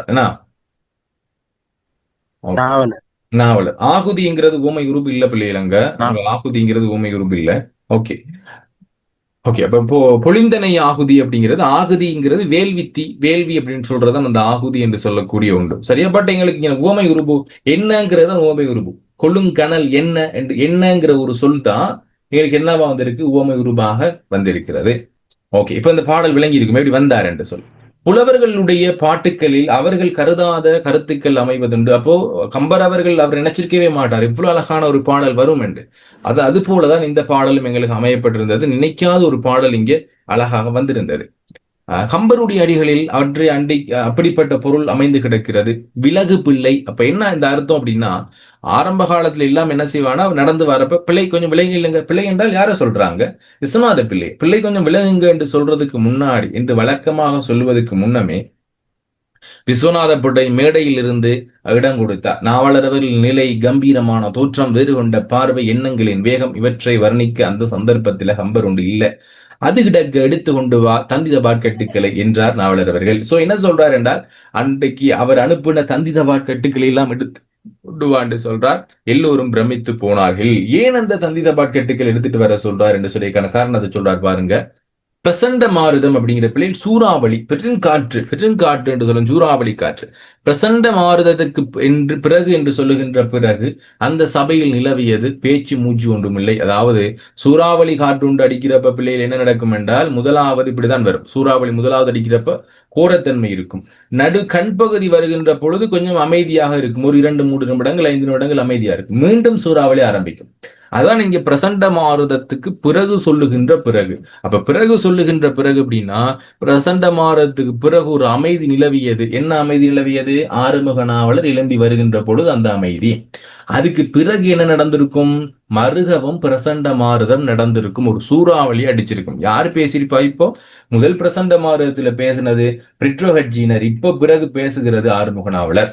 அந்த சபை நிலவியது பேச்சு மூச்சு ஒன்றும் இல்லை. மேலே கிளம்பின பிரிட்ரோஹட்ஜினர் மெல்ல மெல்ல கீழே இறங்கி தரை மட்டத்துக்கு வந்து விட்டார்கள். தபால் தந்தி கட்டுக்கள் நாவலர்களுடைய முன்னிலைக்கு வந்து சேர்ந்தன. ஒருவராகவோ இருவராகவோ அன்றி பலர் கூட்டமாக வந்து வாதத்துக்கு வரலாம் என்ற நாவலர் அவர்கள். சோ என்ன சொல்றாரு அப்படின்னா, நீங்க எத்தனை பேர் வேணா வரலாம். அந்த தபால் கட்டுக்குள்ள என்ன இருக்குது என்று சொன்னால், ஏற்கனவே பிரிட்ரோ அவர்கள் என்ன செஞ்சிருக்கிறார், பல கபட வேலைகள் ஆடி அந்த அவருக்கான லெட்டர்ஸ் எல்லாம் போட்டுக்கிறார், நீங்க எனக்கு செஞ்சுதாங்கன்னு சொல்லி. அந்த தந்தி தபால் கட்டுக்கள் அதுலதான் ஈக்குது. ஓகே. அந்த நாட்களில் நல்லூர் கந்தசுவாமி கோயிலாருக்கும் பிராமணருக்கும் பாரிய வழக்கு நடந்தது. இதுதான் என்ன பிரச்சனைன்னு சொல்றாங்க. கோயிலாருக்கு ஏற்பாட்டாளராக பிரிட்ரோ, பிராமணரை ஆதரிப்பவர் நாவலர் அவர்கள். அவர்களுக்கு யாழ்ப்பாணத்தில் இருக்கும் செல்வாக்கை பிரிட்ரோ அறிவார். பிரிட்ரோ நாவலர் அவர்கள் தமக்கு சார்பாய் இருந்தால் தாம் பிராமணர்களுக்கு வெற்றி கிடைக்கத்தக்க வகையில் வழக்கை நடத்தி வைப்பார் என்று தமது அந்தரங்க நண்பர்கள் மூலம் அவர்களுக்கு தெரிவித்திருந்தார். தாமே நேரில் சில கடிதங்களில் தந்திகளில் ஒருவாறும் குறிப்பிட்டிருந்தாரும் போலும். இந்த நேர்மையற்ற செயல் நான் ஏற்கனவே உங்களுக்கு சொல்லிட்டேன். ஆறுமுக நாவலர் அப்படிங்கிற ஒருத்தர் இங்க இருக்க நல்லூர் கந்தசுவாமி கோயில்ல 2 சார்பாக இருக்கிற நல்லூர் கந்தசுவாமி கோயிலுடைய கோயில் ஏற்பாட்டாளர் என்றால் தலைவர், செயலாளர், பொருளாளர் அவங்க. அடுத்து இருக்கக்கூடியவங்க அங்க இருக்கக்கூடிய ஒர்க் பண்ணக்கூடியவங்க பிராமணர்கள், அங்க பூஜை புனஸ்காரம் செய்யக்கூடியவங்க. 2 பேருக்குள்ள கோயில் உள்ளுக்கே பிரச்சனை. எனக்கு கோவிலா உனக்கு கோவிலான்னு சொல்லி. சோ அதை தீர்த்து வைக்கிறதுக்கு தான் 2 பேர் வழக்கு வாதாடி கொண்டிருக்கிறாங்க கோர்ட்ல. சோ அதை யாருக்கு சார்பா பேசித்தாருங்கிறாரு? ஆறுமுக நாவலருக்கு சார்பா நான் பேசித்தாரேன், எனக்கு இந்த பிரதிநிதித்துவத்தை வாங்கித்தாங்கிறது தான் பிரிட்ரோனுடைய வாதமாக கேட்டுக்கொண்டிருந்தார். பல பேராக கள்ளதனமா போய் கேட்டுக்கிறார். பட் அது யாருக்கு பிடிக்கல? நாவலருக்கு பிடிக்கல. அந்த கடிதங்களும் தந்திகளும் இந்த தபால் தந்தி கட்டுக்களுக்குள் இருக்கும் என்று சொல்ல வேண்டியதுக்கில்லை. வாதத்துக்கு என்று வந்திருந்தவர்கள் இருந்தே விட்டார்கள். எழுந்தவர்கள் வேறு வியாசம்ங்கிற வேலை பண்ணி கொண்டு பொய்க்காரணம், வியாசம்ங்கிறது இங்க வந்திருக்கிறது பொய்க்காரணம்ங்கிற பொருள்ல வந்திருக்கிறது. பொய்க்காரணம் பண்ணிக்கொண்டு வெளியே போய்விட்டார்கள். போனவர்கள் பின் உள் வலவே இல்லை. தப்பித்துக் கொள்ள வழிவைகள் இன்றி தம்மை தாமே அறியாமலே வாய்க்குளறி அகப்பட்டு கொண்டவர்கள் நமது உடல் நடுங்க தளதளத்து பிரிட்ரோ தக்கவர் அல்ல என்று தாமே சொல்லி சமாதானப்படு. அப்ப யாரு? பிரிட்ரோ கட்சியினரே சமாதானப்படுத்துற அளவுக்கு கொண்டு வந்துட்டார். பிள்ளைகள் கட்டாகும் ரீஜாயின்டாங்க, மிக வேகமா ரீஜாயின்டாங்க பிள்ளை பார்த்துக் கொள்றது. அன்று நடந்த இந்த கூட்ட நிகழ்ச்சியோடு பிரிட்ரோவின் பிரதிநிதித்துவ கதை நின்றுவிட்டது. ஆறுமுக நாவலர் அவர்களின் ஆசீர்வாதத்தால் சேர்ப்பொன் ராமநாதன் துரை அன்று தொடக்கம் அரை நூற்றாண்டுக்கு மேல் இலங்கை சட்டசபையில் ஒரு இலங்கை சிவப்பாயாக விளங்கினார். இதுதான் கொஞ்சம் பார்த்துக்கொள்ளும் பிள்ளை. இந்த இலங்கை சிவப்பாக விளங்கினார் என்று சொன்னால் இலங்கை நாட்டு மக்களினுடைய உரிமைக்காக உழைத்திடும் ஒரு முக்கிய நபராக விளங்கினார் என்பதுதான் இங்க ஓர் இலங்கை சிவப்பாக விளங்கினார்னு சொல்றாங்க. விளங்குதா பிள்ளை? இதை கொஞ்சம் நோட் பண்ணி கொள்ளுங்க. தேவைங்கிறவங்க இதை எழுதி கொள்ளுங்க, ஸ்கிரீன்ஷாட் அடிச்சு கொள்ளுங்க.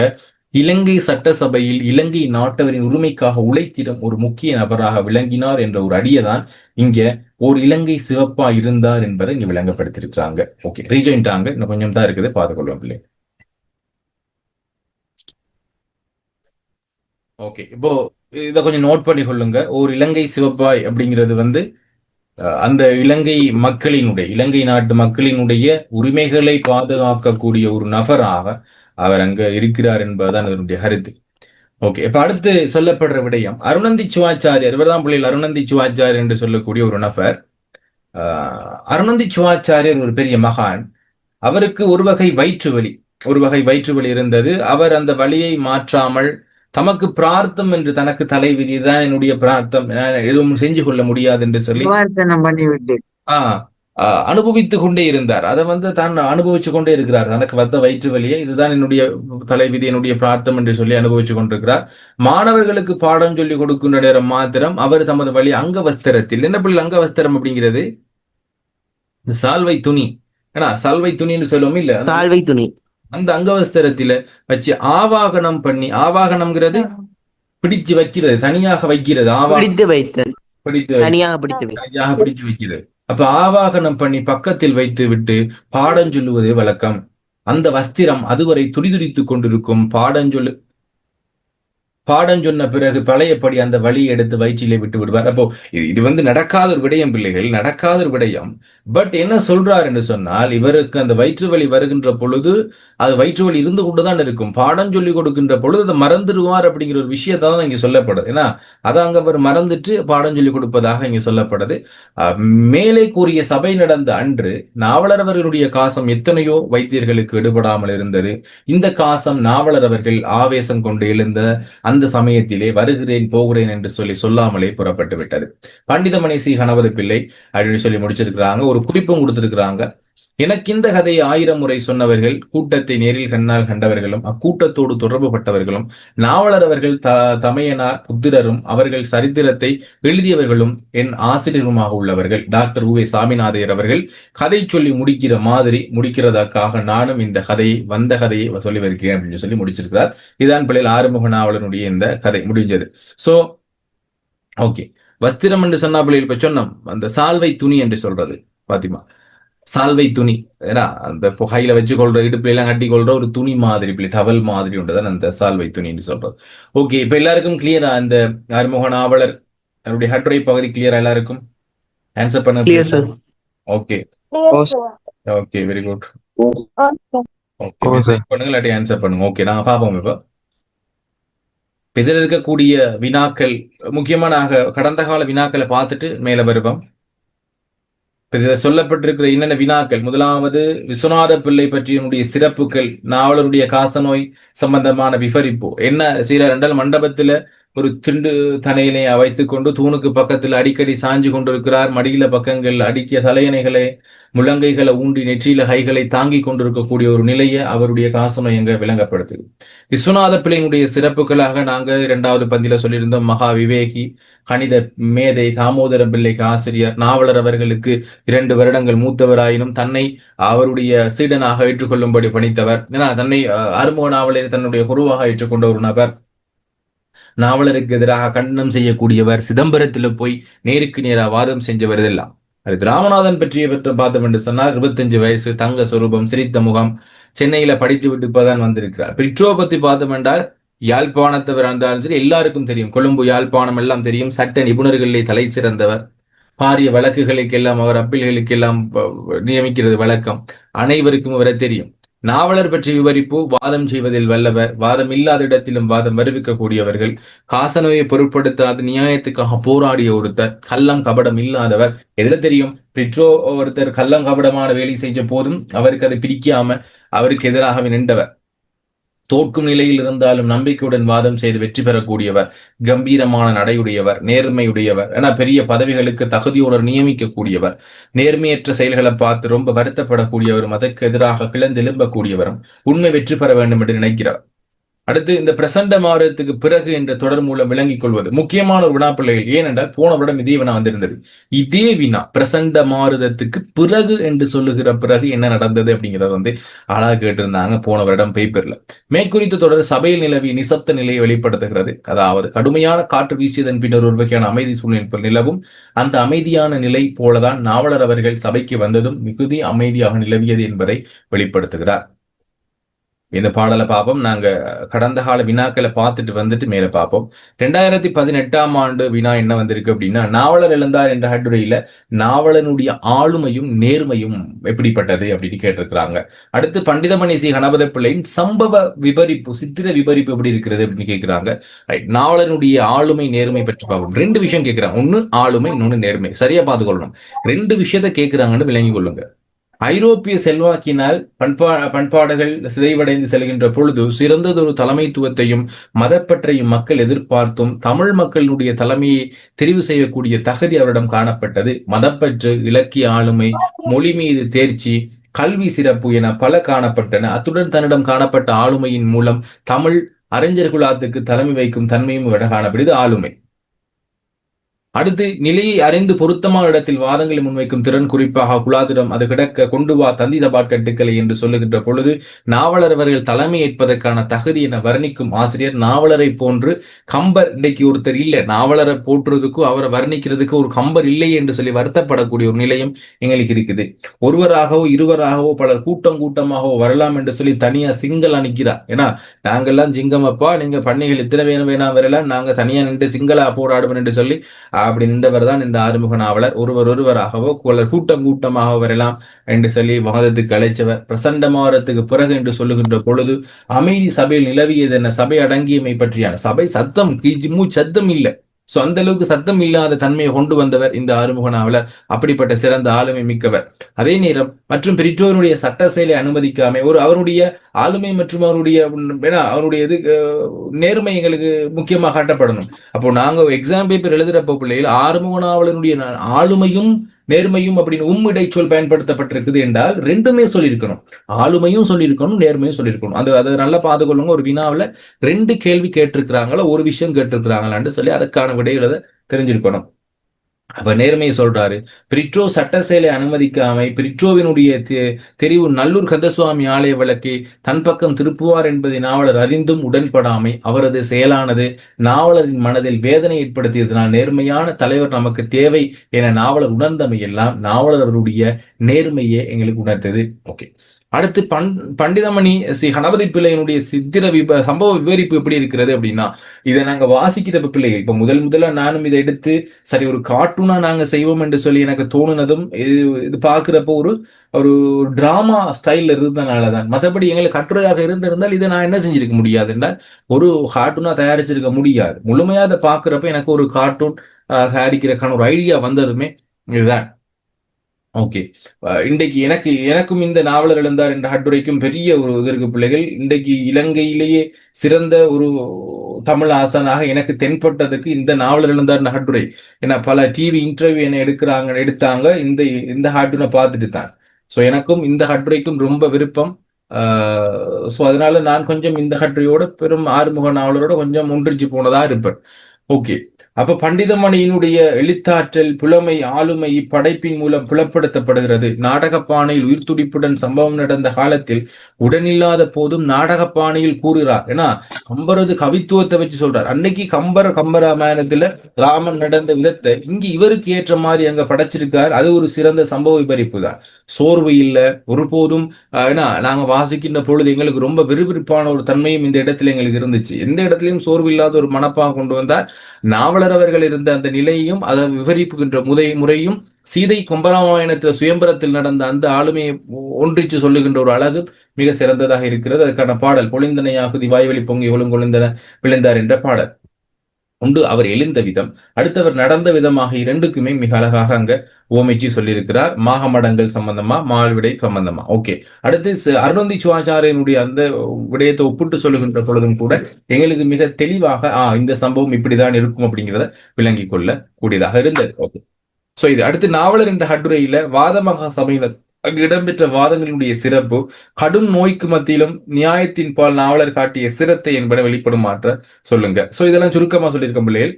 வாத மகா சபையின் அங்கு இடம்பெற்ற வாதங்களுடைய சிறப்பு எப்படி இருக்குன்னா, ஒரு இலங்கையினுடைய சட்டசபைக்கு பிரதிநிதியை தெரிவு செய்யணும் அப்படிங்கிற அந்த போட்டி யாருக்கானது அப்படிங்கிற தீர்மானிக்கிற கூட்டம் அது அறிமுகம் சொல்லியிருக்கிறோம்.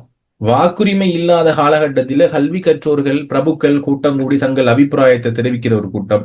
ராமநாதன் பிரிட்ரோ இருவர்ல தக்கவர் யார் என்று சொல்லி முடிவு செய்கின்ற ஒரு பாரிய கூட்டம். அந்த கூட்டத்துக்கு வாத மகாசபையின் அலட்சம். அதுல எப்படி சொல்லியிருப்பாங்க, வாத பிரதிவாத மின்னல்கள் முழக்கங்கள் கைவேல் எரிகிறவே இறகுள்ள அம்பு இறகு இல்லாத அன்பு வால் சக்கரம் இதெல்லாம் தெய்வப்படைகள் மேல கை வைக்கிற ஒரு சமயம். போர் நிகழ்ந்தது போல ஒரு அழகான ஒரு காட்சி இந்த இடத்துல சம்பவத்தை எங்களுக்கு அழகா காட்டியிருந்தார். மேலே சொன்ன மாதிரி வாதம் எல்லா இடத்திலும் வாதம் அறிவிக்கக்கூடியவர். இரண்டாவது கேள்வி என்னன்னா, கடும் நோய்க்கு மத்தியிலும் நியாயத்தின் பால் அவர் காட்டிய சிரத்தை, அவருடைய அந்த உணர்வு எப்படி இருந்தது? காசநோய் என்னும் பாராமல் நாவலர் கம்பீரமாகவும் ஆவேசத்துடனும் வந்திருக்கிறாரு. வேள்வி தீயில நெய்யை சொரிந்த பொழுது அந்த வேள்வி தீயானது எப்படி எரிந்து மேக எழும்புமோ அது போல எழும்பி ஆண் சிங்கமும் பெரிய காளையும் பொன்மலை ஆகிய மகாமேருமலையும் யானையும் வெக்கப்படும்படியாக அவர் நடந்து வந்தார் என்று அழகாக சொல்லப்பட்டது.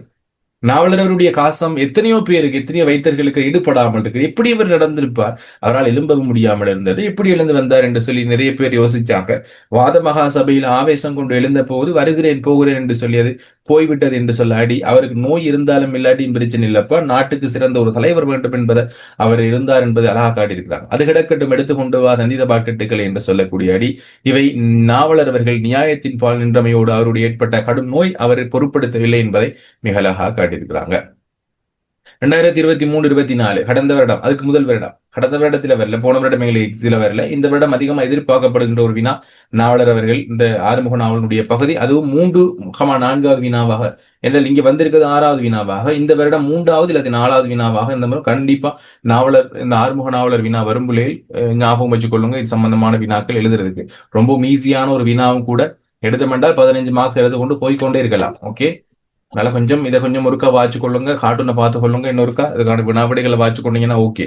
நான் பெரும்பாலும் இல்லை, இப்போ 30 நாள் கோர்ஸ்ல சொன்னா நான் முழுமையா கொஞ்சம் வேகமா படிப்பிச்சு ரிவிஷன் கிளாஸஸ் பண்ணி அதுக்கான வினாவிடைகளை முடிச்சு ஃபுல்லா தருவேன். ஓகேவா? அதுல நீங்க கூடுதலா இப்ப சார் படிப்பிச்சுட்டார் என்றால் நான் படிப்பிச்சுட்டு அப்படி இருக்கே இல்லை, அது கொஞ்சம் நீங்களும் திருப்பி பார்க்கணும். அப்பதான் எங்களால் நல்ல ரிசல்ட்ஸ் ஒன்று போட முடியும். கடந்த 3 வருடங்களாக 30 நாள் பாடநெறியில ஜாயின் பண்ணவங்க நல்ல ரிசல்ட்ஸ் ஒன்று போட்டாங்க. காரணம், நீங்க எல்லாம் இப்ப படிக்கிற நிலைமையில இருப்பீங்க லாஸ்ட் டைம். சோ கண்டிப்பா எக்ஸாம் செஞ்சாகணுங்கிற நிலைமையில இருக்கிறப்ப நாங்க கொடுத்தாதான் அந்த நேரில் எடுத்துக்கொண்டாதான் நீங்க படிச்சு கொள்ளுவீங்க. சோ 2 வருடம் படிச்ச அவ்வளத்தையும் நான் 30 நாளுக்குள்ளால கிட்டத்தட்ட 2 மாதத்துக்குள்ளால படிக்கிறோம்ங்கிறது கொஞ்சம் கடினமான செயற்பாடு. அதுக்கு ஒரு தவம், ஏன்னா நான் 27 பேர் முதல் பெஞ்சில போன நேற்று முந்தான முடிஞ்ச பெஞ்சில் 27 பேர் முடிக்கிறப்ப கிட்டத்தட்ட 12 பேர் தான் நின்றாங்க. கடைசி மட்டும் பிடிச்சி நிக்கணும். அப்ப 2ஆதான் எங்களால அந்த இடத்துக்கு போக முடியும். மற்றவங்க கொஞ்சம் ரெக்கார்டிங் தான் பாக்குறாங்க. ஸோ ரெக்கார்டிங் எல்லாம் உங்களுக்கு கிடைக்கும். ஜாயின் பண்றவங்க என்னோட தொடர்பு கொள்ளுங்க பிள்ளைகள், அதை கொஞ்சம் சொல்லிக் கொள்றேன். உங்களுக்கு நாளைக்கு காசு கட்ட முடியல என்று சொன்னால் எனக்கு சொல்லலாம், சார் காசு கட்டுறதுக்கு டைம் ஆகுன்னு சொன்னா உடனே மெசேஜ் ஒன்று போடுங்க. நான் உங்களை தற்காலிகமாக குரூப்ல எட் பண்ணி வச்சிருப்போம். ஸோ கட்டணம் கட்டினோடனே உங்களுக்கு கன்ஃபார்ம் பண்ணி நாங்கள் இதுக்கான ரெக்கார்டிங்ஸ் கொடுப்போம். இரண்டால் இப்போ எங்களுக்கு 2 நாள் தான் இருந்தது. அதனால உங்களுக்கு வியாழக்கிழமை வரைக்கும் உங்களுக்கான டைம் ஒன்று கொடுக்கலாம் பிள்ளைகள். வியாழக்கிழமைக்கு முன்னுக்கு கட்டணம் செலுத்திட்டு பற்றுச்சீட்டை போடுங்க. அதே மாதிரி ஃபுல் பேமெண்ட்டையும் கட்டணும் வேண்டாம். உங்களால் முடிஞ்ச அளவுக்கான பேமெண்ட்டை போட்டு முதலாவது இணைஞ்சு கொள்ளுங்க பிள்ளைகள். பிறகு உங்களோட பேமெண்ட்டை 15-20 நாளைக்குள்ளால நீங்க போட்டுக்கொள்றது உங்களோட விருப்பம். ஓகேவா?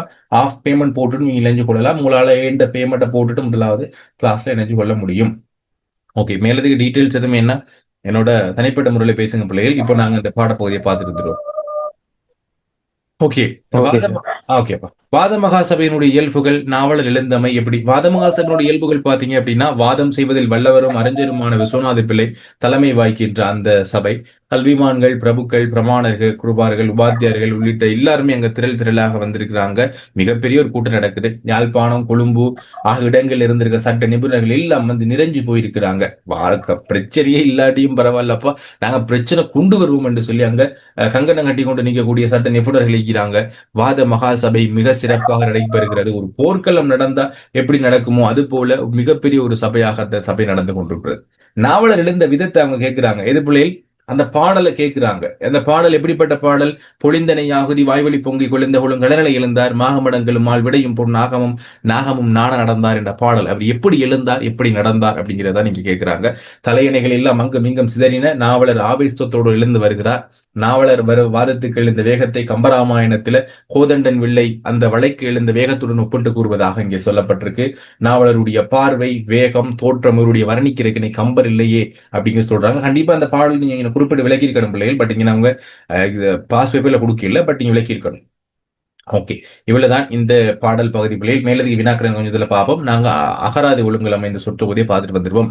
இப்போ உங்களுக்கு இந்த பாடலுக்கு சம்பந்தமா கிளியரா பிள்ளைகள் எல்லாருக்குமே ஹேண்ட் ரைஸ் பண்ணுங்க பார்ப்போம். கிளியரா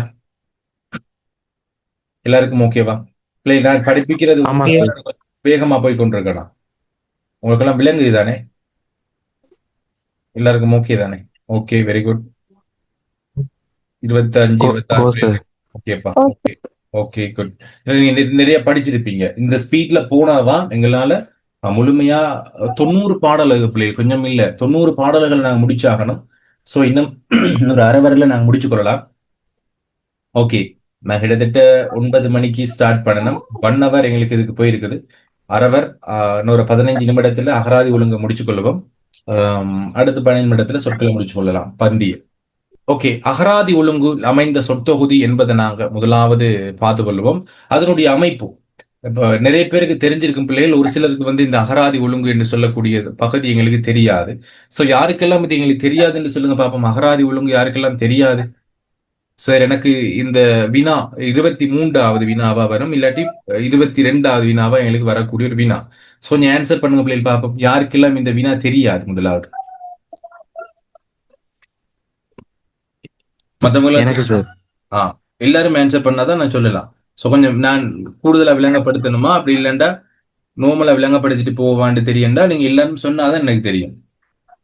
அப்படி சொன்னாதான் பிள்ளைகள் தெரியும். ஓகே, தெரியாது. கொஞ்சம் கூடுதலா விளங்கப்படுத்துங்க சார். ஓகே, கண்டிப்பா. 2 நிமிடத்துல விளங்கப்படுத்திடலாம் பிள்ளைகள். இந்த விடயத்தை 2 நிமிடம் உங்களுக்கு போது நான் சொல்லிக் கொடுக்கறதுக்கு. ஓகே, பார்த்துக்கொள்ளுங்க. முதலாவது, ஒரு அகராதி ஒழுங்கு, ஒரு டிக்ஷனரி எப்படி உருவாகும் என்று சொன்னால், சோ இப்படிதான் டிக்ஷனரி இருக்குது. முதலாவது உயிரெழுத்துக்கள் முதல் வரிசையில வரும். ஆனா வரும். ஆனா, ஆவண்ணா, ஈனா என்று சொல்லி முதலாவது ஆவண்ணா, ஈனா என்று சொல்லி. இப்ப இங்க மேலதான் நீங்க டிக்ஷனரி பார்த்திருப்பீங்க, அகராதி பார்த்திருப்பீங்க. சோ இந்த அகராதியில முதல் வரிசை ஆனா வரிசையில உள்ள எழுத்துக்கள் எல்லாம் வரும். ஈ என்று வரும். அடுத்து இந்த வரிசை வச்சுக்கோங்களேன், இது ஆவண்ணா வரிசை, இது ஆவண்ணா. சோ ஈ என்று சொல்லி முதலாவது உயிரெழுத்துக்கள் எல்லாம் அதுல இருக்கக்கூடிய சொற்கள் எல்லாம் முடிஞ்சு வரும். அடுத்து பாத்தீங்க என்று சொன்னால் உயிர்மை எழுத்துக்கள் வரும். அடுத்து ஆயுதத்துல பெருசா இல்ல தானே. 2வது பாத்தீங்கன்னா இந்த முடிஞ்ச பிறகு க உயிர்மை எழுத்து வரும். க, கா, கி இப்படிதான் வரும். கி எல்லாம் போயிட்டு அடுத்து அரசியல முடியும், மிக்கில முடியும். மிக்கில முடிஞ்சு அடுத்து வரக்கூடியது ங்க வரிசையில ஆரம்பம். ங என்று சொல்லி இது போய் இங்குல முடியும். சரி, அடுத்து இந்த வரிசையில தான் பிள்ளைகள் எங்களுக்கு அகராதி ஒழுங்கு போகும். இது எல்லாத்தையும் கிளியரா. முதலாவது உயிர் எழுத்துக்களினுடைய வரிசை, 2வது ஆயுத எழுத்து, 3வது உயிர்மெய் எழுத்துக்கள், அடுத்து மெய் எழுத்து. கிளியரா எல்லாருக்கும்? இந்த விடயம் எல்லாருக்கும் கிளியர்னா ஆன்சர் பண்ணுங்க. யாருக்கும் டவுட்டா மாதிரி சொல்லணுமா? Okay, good. நான் இதை வைத்துக்கொண்டு உங்களுக்கு மிக வேகமா ஒரே விடயத்துல விளங்கப்படுத்துறேன் பிள்ளைகள், பார்த்துக்கொள்ளுங்க. இப்போ முதலாவது எங்களுக்கு ஒரு அகர வரிசை எழுத்து எங்களுக்கு தெரியணும் என்று சொன்னால் அதுக்கு என்ன தெரிஞ்சிருக்கணும் என்றால் உயிரெழுத்துக்கள் மற்றும் மெய்யெழுத்துக்களுடைய வரிசை ஒழுங்கு தெரிஞ்சிருக்கணும். சோ உங்களுக்கு இந்த கங்க சங்க டங்கிற அந்த வரிசை ஒழுங்கு தெரியலைன்னா இந்த வினாவுக்கான ஒரு புள்ளி நீங்க இழந்துட வேண்டியதான். சோ இதுக்கு ஒரு ஐடியா நாங்க ஒவ்வொரு வருடமும் சொல்லி வர்றது ஈஸியான ஒரு ஐடியா என்ன அப்படின்னா, முதலாவது கசட தப்பர், அது தெரியும் தானே பிள்ளைகள்? வல்லினம் க, கசட தப்பற தெரியும் தானே? எல்லாருக்கும் தெரியுமா? இப்ப மெய்யெழுத்துக்களுடைய ஓர்டர் தெரியாதவங்களுக்கு, சரியா? அதுவும் சில பேர் தெரியாம இருக்கிறாங்க, இருக்கலாம். நிறைய தெரியாம இருக்கலாம். கசட தப்பறங்கிறத எழுதிக் கொள்ளுங்க. த ச ட த ப. அடுத்து கொஞ்சம் இடைவெளி விட்டு நல்ல ரவை எழுதிக் கொள்ளுங்க. சரியா? இதுக்கு இடையில என்ன எழுத போறீங்க? ஞ ஞ ந ந ம கடைசியா போட்டுக்கொள்ள போறீங்க என்ன? ஏன்னா இங்கிலீஷ் மீடியம் பிள்ளைகள் இருக்கீங்க தானே? சோ அதனால உங்களுக்கு சொல்லித்தாரு. கசட தப்பற ஞன நமன யரல வரல. கச க ச ட த ப ர இங்க வரும், ர இங்க வரும். அதுக்கு இடையில ஞ ஞ ந ந ம ந. கிளியரா? அதுக்கு இந்த இரண்டுக்கும் இடையில மவுக்கு அடுத்துதான் பிள்ளைகள் என்ன வரும்? யரல ய. ல ர ல ப ல ல. இந்த எழுத்துக்களை போட்டு விட்டுட்டீங்கன்னா எங்களுக்கு இந்த ஓர்டர் கிளியர். எல்லாருக்கும் இந்த விஷயம் கிளியர் ஆயிடுச்சா? முதலாவது விடயம் இது எல்லாருக்கும் கிளியரா பிள்ளைகள்? யாருக்கும் டவுட் இருக்குதா? பேசினாதான் தெரியும், சொன்னாதான் தெரியும். கிளியர் தானே எல்லாருக்கும்?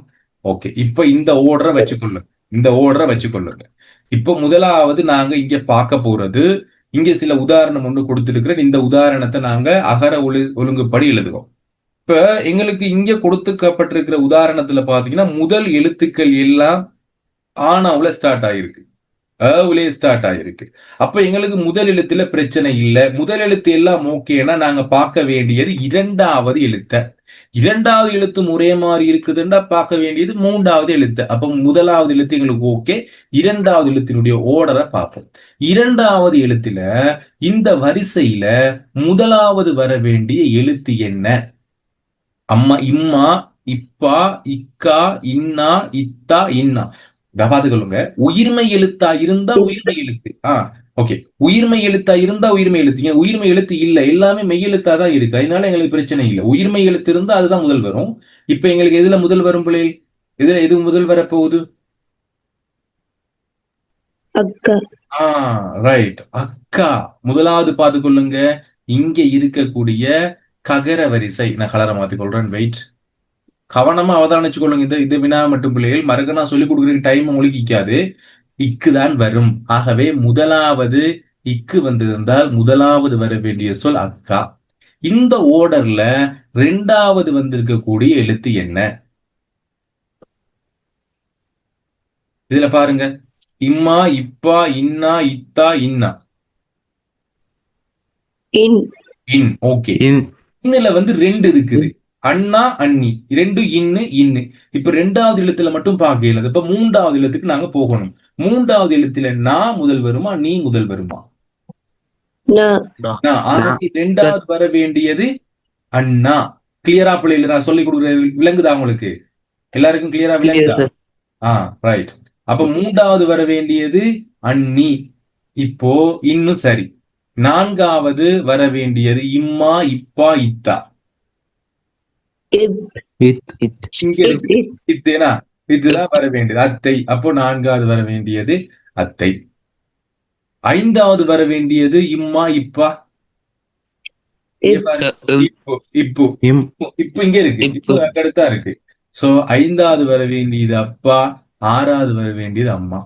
இப்போ எப்படி அகர வரிசை ஒழுங்கு வருது என்று எல்லாருக்கும் கிளியரா? ஓகே. மத்த பிள்ளைகளுக்கு எல்லாரும் ஆன்சர் பண்ணுங்க. புதுசா ஜாயின் பண்ணிருக்க பிள்ளைகள் கிளியரா உங்களுக்கு எல்லாம் எப்படி அகர வரிசை ஒழுங்கு வருது என்று சொல்லி. சோ இங்க எங்களுக்கு பல விடயங்கள் உங்களுக்கு நான் கொடுத்திருக்கேன் பிள்ளைகள், பெரிய நோட்ஸ் ஒன்று கொடுத்திருக்கிறேன். சோ இதுல கொஞ்சம் கண்டுபிடிச்சு பாருங்க, சரியா? இதுல கொஞ்சம் கண்டுபிடிச்சு பாருங்க எந்த சொல் வரும் என்று சொல்லி. பல உதாரணங்கள் உங்களோட எக்ஸாம் பேப்பர்ல இருக்கும். சோ இதை வச்சுக்கொள்ளுங்க பக்கத்துல, சரியா? இப்ப பிறகு உங்களுக்கு தேவைப்படுற டைம்ல பாருங்க, இதை வச்சுக்கொள்ளுங்க பக்கத்துல. இந்த மாதிரி ஒன்று எழுதி நீங்க ஞாபகம் வச்சுக்கொள்ளணும். அப்பதான் நீங்க கண்டுபிடிக்கலாம், சரியா? இதை வச்சுக்கொண்டு நீங்க என்ன செய்யலாம், இதுக்கான விடைகளை கண்டுபிடிக்கலாம். இப்ப வேகமா கண்டுபிடிங்க பாப்போம். 1 நிமிடம் 2 நிமிடம் தாரம் பிள்ளைகள், வேகமா கண்டுபிடிங்க பாப்போம். சோ இதை வச்சுக்கொண்டு இதுல எது அகர ஒழுங்கில் அமைந்த சொற்தொகுதி? கண்டுபிடிங்க பாப்போம். இது நாலுக்குமே தேவையில தான் ஆரம்பிக்குது இந்த வரிசை ஒழுங்கு.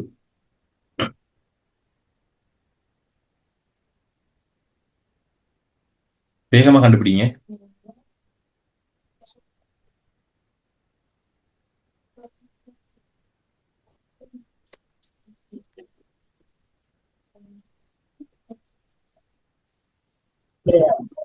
Excuse me sir. சொல்லுங்கப்பா, சொல்லுங்க தேஜஸ். சார் முதலாவது வந்து தச்சன். இல்ல நான் கேட்கிறேன் இந்த நாலுல ஒன்று மட்டும்தான் சரியா இருக்கும். சரியா? இந்த 4 ஒழுங்குல ஒரே ஒன்று மட்டும்தான் சரியான ஒழுங்கு வரிசை, மற்றதெல்லாம் தவறு. ஒருத்தவங்க ஈ என்று போட்டிருக்காங்க, மதான் ஈ போட்டிருக்கீங்க, தான் சரி என்று போட்டிருக்கீங்க. பாப்போம்.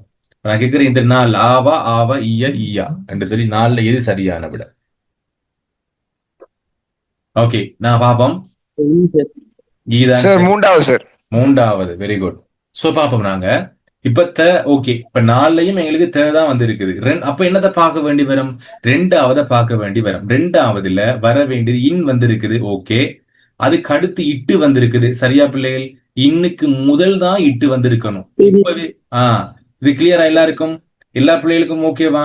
இன்னு வந்ததுக்கு பிறகு இட்டு வந்திருக்கு என்றால் அது தவறு. இட்டுக்கு பிறகுதான் இன்னு வந்திருக்கணும். அதே மாதிரி தம்பி அப்படிங்கிறதுக்கு முன்னாடி இச்சு இங்க வந்திருக்குது. இச்சன்னா தச்சனுங்கிறது முன்னாடி வந்திருக்குது. ஆகவே இந்த ஓர்டர் எங்களுக்கு பிழை. நான் சொல்றது எல்லாருக்கும் கிளியரான்னு தெரியல. விலங்கல் என்றால் தயவு செஞ்சு எனக்கு மெசேஜ் ஒன்று போடுங்க. நான் பார்த்து கொண்டுதான் இருக்கேன் set box. Okay, clear sir. Okay, very good. 3வது பாருங்க, 2வது பார்த்துருவோம்.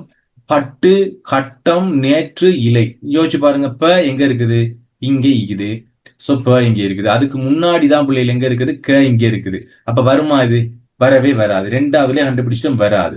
அப்போ க வந்துட்டு தான் ப வந்திருக்கு. நம்ம இது வராது. அப்ப 3வது விட தான் சரி. இதை பார்ப்போம். அப்ப எதுக்கு இதை பார்த்துருவோம்? ஆடு ஆவன்னா இங்க இருக்குது பிள்ளைகள். அப்ப அகர வரிசைப்படி இதை பார்த்துருவோம். ஆ இ என்று போகும் தானே, ஆ இ போகும். அப்ப ஆவுக்கு பிறகு வந்திருக்குது, ஆவுக்கு பிறகு ஊ வந்துருக்கு. ஏன்னா ஊ ஓகே, ஓ ஓகே. பட் இந்த அப்பன்கிறத யோசிச்சு பாருங்க. அப்பன்கிறது எங்க வந்திருக்கணும்? முன்னாடி வந்திருக்கணும். ஆகவே இது பிழை. இங்க பார்த்துக்கொள்ளுங்க. கப்பம் க க க சரி. அடுத்து 4வது வந்திருக்கு காவண்ணா வரிசையில. காவண்ணா வரிசையில வரலாம். க வரிசை முடிஞ்சுதானே காவண்ணா வரிசை வருது, அது வரலாம். ஓகேவா? இது வேற எந்த எழுத்தும் இங்க வந்திருக்கலாம். இந்த 3ம் சரியா இருந்தா எங்களுக்கு சரி. எது? கப்பம். இப்பம் சரியா? இப்பன்னா இங்க வந்திருக்குதா? சரி, இப்பு வந்திருக்குது. 2வது இம், அதுக்கு அடுத்துதான் இம் இருக்குது. 3வது இற்று இருக்குது. ஆகவே இப்புக்கு பிறகு இம்மு, இம்முக்கு பிறகு இற்று, இற்றுக்கு பிறகு இந்த க வரிசை முடிஞ்சுதான் காவண்ணா வரிசை ஆரம்பிக்குது என்றால் இது எங்களுக்கு சரி. ஓகே, இவ்வளவுதான் பிள்ளைகள். இப்ப இது சம்பந்தமான வினாக்கள் உங்களுக்கு ஒவ்வொரு வருடமும் வந்திருக்கு. 2020ஆம் ஆண்டு வினா வந்திருக்கு, 28வது வினா, 27, 28, 26 இந்த 3ல ஒரு வினாவா கண்டிப்பா வரும். சோ நான் உங்களுக்கு சொன்ன மாதிரி பிள்ளைகள் பார்ட் 1க்கும் நான் கைட் பண்ணுவேன். ஓகேவா? உங்களுக்கு பார்ட் 1க்கு என்னென்ன தேவையோ அறிஞ்சொற்றொடர்கள் பாடமாக்கணும், அதை நான் பாடமாக்குறது கொடுப்பேன். மற்றபடி நான் உங்களை பாடமாக்க வைக்கல. சரியா? தொடர்கள், இரட்டை கிளவி, இணைமொழி, அடுக்குத்துறை அது கொஞ்சம் படிப்பிப்பேன். ஓகேவா? இப்ப இதை உங்களுக்கு படிப்பிக்கலாம். மரபு சொற்கள் படிப்பிக்க தேவையில்லை. ஒருக்கா வாசிச்சு விட்டா அதை நீங்க பாடமாக்கி கொள்ளணும். ஓகேவா? இப்படிதான் எங்கட கிளாஸஸ் போகும் பிள்ளைகள். உங்களுக்கு எது எல்லாம் கஷ்டமா இருக்கோ அதெல்லாம் படிப்பிப்பேன். இப்போ ஒருத்தர் கேட்டு இருந்தாங்க வாக்கிய முடிப்பு, அதெல்லாம் படிப்பிப்பேன் பிள்ளைகள். ஒரு 32வது, 33, 34, 35ஆம் வினாக்களுக்கு நான் படிப்பிப்பேன். ஓகே, அடுத்து ஒரு சின்ன விடயம் பிள்ளைகள். 10 நிமிடத்துல விளங்குனிச்சா பிள்ளைகள்? 6 நிமிடம், 6 நிமிடத்துல உங்களுக்கு இந்த அகராதி விளங்கி இருக்கும்னு நினைக்கிறேன். ஓகே, எதுவும் டவுட்னா கேளுங்க, நான் சொல்லித்தரேன். அடுத்து இன்னும் ஒரே ஒரு விடயம், இன்றைக்கு நான் பார்க்க வேண்டிய விடயத்துல சொல்லுங்கப்பா தேஜஸ், சொல்லுங்க. தத்தை விடுத்தூது இன்னொரு கிளாஸ் கேளுப்பா. தத்தை விட தூது பிள்ளைங்களப்பா படிக்கிறேக்கா? ஓகேப்பா, ஓகே ஓகே, நான் கொடுத்தேன். நம்ம கிளாஸ்ல எப்படியும் தத்தை விட தூது பாருங்க படிப்பிப்பேன் தானே. தத்தை விட தூது மறுக்க படிப்பிப்பேன். ரிவிஷன் கிளாஸஸ் தானே போய்கிட்டு இருக்கு நம்ம கிட்ட. இப்ப நான் மறுக்க ஃபுல்லா மறுக்க சிலபஸ் முடியுமாங்க, டிசம்பருக்குள்ள முடிச்சிடும். மறுக்க இன்னொருக்கா படிப்பிப்பேன்ப்பா. ஓகே, பந்தி என்று சொல்றது. ஓகேப்பா, பந்தி என்று சொல்றது ஏன் இங்க முக்கியம்? தயவு செஞ்சு இந்த விடயத்தை பார்த்துட்டே போயிருங்க பிள்ளைகள். ஒரு கட்டுரை எழுதுறதுக்கான பேஸ்மெண்ட் அப்படிங்கிறது இந்த பந்தி தான். ஓகேவா? ஒரு கட்டுரை நீங்க எழுதுறீங்க, விளக்க கட்டுரை. கட்டுரைக்கான புள்ளிகள் எத்தனை பிள்ளைகள்? கட்டுரைக்கான புள்ளி 25 சார். 25 புள்ளிகள். அப்ப எக்ஸாம் பேப்பர்ல 25 புள்ளிகளை நீங்க எடுக்கணும் என்று சொன்னால் எங்களுக்கு தேவையான ஒன்று என்ன அப்படின்னா பந்தி அமைக்கிறது எங்களுக்கு தெரிஞ்சிருக்கணும். அதாவது ஒரு பந்தி என்று சொல்றது, இப்ப ஒரு கட்டுரை இருக்கு பிள்ளைகள், இந்த கட்டுரையில ஒரு பந்தி என்று சொல்றது எப்படி இருக்கும் என்றால் ஒரு விடயத்தை மட்டுமே உள்ளடக்கி இந்த பந்தி இருக்கும். அது கொள்ளுங்க, ஒரு பந்தி என்று சொல்றது ஒரு விடயத்தை மட்டுமே உள்ளடக்கி ஒரு பந்தி இருக்கணும். அதுல முதலாவது வாக்கியத்தை நாங்க அழகு வாக்கியம் அப்படின்னு சொல்லுவோம். அதனை தொடர்ந்து வரக்கூடிய வாக்கியங்களை நாங்க துணை வாக்கியங்கள் அப்படின்னு சொல்லுவோம். அழகு வாக்கியம், துணை வாக்கியம் அப்படின்னு சொல்லி இரண்டாக நாங்க வகைப்படுத்துவோம். சோ இன்னைக்கு நாங்க ஒரு பொதுவா எல்லாருக்கும் தெரிஞ்ச உண்டு ஒரு தலைப்பை நான் சொல்றேன் பிள்ளைகள். மாணவர்கள் கையடக்க தொலைபேசியால சமூக ஊடகங்கள் பயன்படுத்துவதால் ஏற்படும் நன்மை தீமைகளை பத்தி கேட்கிறாங்க. இது எங்களுக்கு ரொம்ப ஈஸி, அதனாலதான் பெரும்பாலும் இதே எடுக்கிறது, எல்லாருக்கும் எடுக்கிறது காரணம் மாணவர்களுக்கு எல்லாம் தெரிஞ்சது. இன்னைக்கு நாங்க செல்போன் யூஸ் பண்றதுனால என்னென்ன தீமைகள்னு எங்களுக்கு தெரியும். ஓகேவா? அப்போ அவங்க கேட்கிற கேள்வி என்னன்னா, சமூக ஊடகங்கள் பாவிப்பதால் மாணவர்கள் அடையும் தீங்குகள் என்ன அப்படின்னு கேட்கிறாங்க. சோ உதாரணத்துக்கு நாங்க சொல்லிக் கொள்வோம். முதலாவது உடல் நலம் பாதிப்பு, உடல் பாதிப்பு. இரண்டாவது ஒண்ணு சொல்லுங்க பிள்ளைகள் பார்ப்போம். கற்றல் பாதிப்படைதல், கல்வி கற்றல் பாதிப்பு. அடுத்து ஒன்று சொல்லுங்க பார்ப்போம் வேகமா. நேரம் வீணாகுதல். நேரம் வீணாகுதல். ஓகே, சொல்லுங்கப்பா. Sir addiction. எடிட் ஆகுறது. ஏன்னா அதுக்கே ஃபுல்லாவே எடிட் ஆகி நீங்க போறீங்க. சோ தேவையில்லாத பிரச்சனைகள் அப்படின்னு போடுவோமே, தேவையில்லாத பிரச்சனைன்னு போடுவோம் எடிட் ஆகுறது. சோ இப்படி 4 கருத்துக்கள். ஓகேப்பா, ஓகே, தேங்க்யூ. இப்ப 4 கருத்துக்கள் நான் கொடுக்க போறோம். இப்போ இந்த பந்தியில நாங்க எப்படி கொடுத்திருக்கணும் அப்படின்னா, முதலாவது பந்தியில உடல் நலம் பாதிப்பு மட்டும்தான் நீங்க பேசியிருக்கணும். மாணவர்கள் கையடக்க தொலைபேசி பாவிப்பதனால் உடல்நிலை பாதிப்படைகிறது அப்படிங்கிற முதலாவது அழகு வாக்கியத்தை கொடுத்துட்டு அது சம்பந்தமான துணை வாக்கியங்களை நீங்க கொடுக்கணும். மாணவர்கள் அதிகமாக கையடக்க தொலைபேசி பாவிப்பதனால் உடல்நலம் பாதிப்படைகிறது. மனிதனுடைய மூளை மற்றும் கண்கள் போன்ற பகுதிகள் கையடக்க தொலைபேசியிலிருந்து வரக்கூடிய அந்த ஒளி கதிர்களினால் அதிகமான பாதிப்புக்குள்ளாகுவதோடு மன உளைச்சலுக்கும் பல்வேறுபட்ட மாணவர்கள் ஆளாகின்றார்கள். இப்படி உங்களால என்ன அதுக்குள்ளால சொல்ல முடியுமோ அந்த கருத்துக்களை உள்ளடக்கி ஒரு பந்தியில நாங்க சொல்லியிருந்தால் இதுதான் பிள்ளைகள் முறையான பந்தி. 2வது பந்தியில கற்றல் பாதிப்பு. மாணவர்கள் கையடக்க தொலைபேசி அதிக நேரம் பாவிப்பதால் கற்றலில் இடர்படுகிறார்கள். கூடுதலான நேரம் ஆன்லைன் விளையாட்டுகள் மற்றும் தேவையில்லாதவருடைய அரட்டை, இது போன்ற பல்வேறுபட்ட காரணிகளினால் மாணவர்கள் கற்றலில் குறைவடைவதற்கு, தன்னுடைய புள்ளிகளில் குறைவடைவதற்கு காரணமாக அமைகிறது. இது 2வது தலைப்பு, 2வது பந்தி. 3வது பந்தியில நீங்க எழுத வேண்டிய விடயம் என்னன்னா நேரம். உதாரணத்துக்கு நேர முகாமைத்துவம் இல்ல, கூடுதலான நேரத்தை மாணவர்கள் அதெல்லாம் செலவழிக்கிறாங்க. ஆக இந்த நேரம்ங்கிற ஒரு விஷயத்தை மட்டும்தான் இந்த 3வது பந்தியில நீங்க பேசியிருக்கணும். இப்படி ஒரு கட்டுரை என்று எடுத்துட்டீங்கன்னா விளக்க கட்டுரை ஒன்று எடுத்துட்டோம் என்று சொன்னால் அந்த விளக்க கட்டுரையில ஒவ்வொரு பந்தியிலையும் ஒவ்வொரு விடயம் மட்டும்தான் பேசணும். அதை பத்தி தான் இங்க பார்க்க போறோம். பாத்துக்கொள்ளுங்க. ஒருமை பந்தியின் உள்ளடங்க வேண்டிய விடயம், இதெல்லாம் எங்களுக்கு பிரச்சனை. அழகு வாக்கியம், துணை வாக்கியம் அப்படிங்கிற 2 விஷயத்தை மட்டும் பார்ப்போம். ஒரு பந்தியின் அடிப்பொருளை உணர்த்தும் வாக்கியமே அழகு வாக்கியம் எனப்படும். ஒரு பந்தியின் முதல் வாக்கியம் அழகு வாக்கியமாக காணப்படும். அப்பந்தியின் ஏனைய வாக்கியங்கள் துணை வாக்கியங்களாக செயற்படக்கூடிய ஒன்றாக இருக்கும். இந்த அழகு வாக்கியத்தை விளக்கக்கூடியதாகத்தான் இந்த துணை வாக்கியங்கள் இருக்கணும். அழகு வாக்கியம்னா மெயினான ஒரு விஷயம், அந்த மெயின் விஷயம், அந்த ஒரே ஒரு விடயம் மட்டும்தான் அந்த பந்தியில இருக்கணும். அந்த விடயத்தை விளங்கப்படுத்தக்கூடியதாகத்தான் ஏனைய துணை வாக்கியங்கள் இருக்கணும். இப்படி ஒரு ஒழுங்குமுறை அடிப்படையில இருந்தா மட்டும்தான் அது ஒரு சிறந்த கட்டுரையாக எங்களால காண முடியும். அப்படி இல்லைன்னா அது ஒரு கட்டுரையாக நாங்க என்ன செய்ய முடியாது, பார்க்க முடியாது. ஓகே, கீழே விளங்கப்படுத்துறது இதெல்லாம் தேவையில்லை, இதெல்லாம் வாஜி பார்த்து கொள்ளுங்க. இப்ப நான் ஒரு உதாரணம் இங்க கொடுத்திருக்கேன் பிள்ளைகள், சில உதாரணங்கள் கொடுத்திருக்கேன். அந்த உதாரணத்தை பார்ப்போம். முதலாவது சொல்றோம் 20ஆம் நூற்றாண்டு தமிழ் கவிதைக்கு வசந்த காலம். இதுதான் பிள்ளைகள் இந்த பந்தியினுடைய அழகு வாக்கியம் அல்லது மெயினான வாக்கியம் இதுதான். இந்த அழகு வாக்கியத்தை விளங்கப்படுத்தக்கூடிய வாக்கியங்கள் தான் கீழே இருக்கக்கூடிய துணை வாக்கியங்கள் அப்படின்னு சொல்லுவோம்.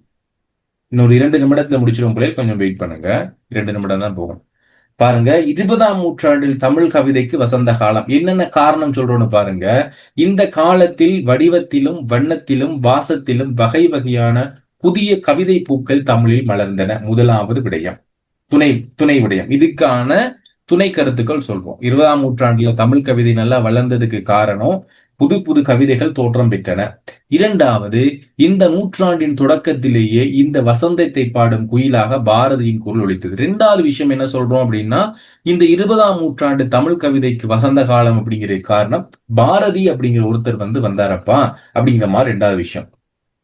மூன்றாவது விஷயம், அவனே இந்த வசந்தத்தின் முதல் பூப்பாகவும் அதை பாடிய முதல் குயிலாகவும் இருந்தான். ஆகவே மூன்றாவது விஷயம் எதை பத்தி மட்டும்தான் சொல்லணும், முதலாவது கருத்தை மட்டும்தான் விபரிக்கணும்.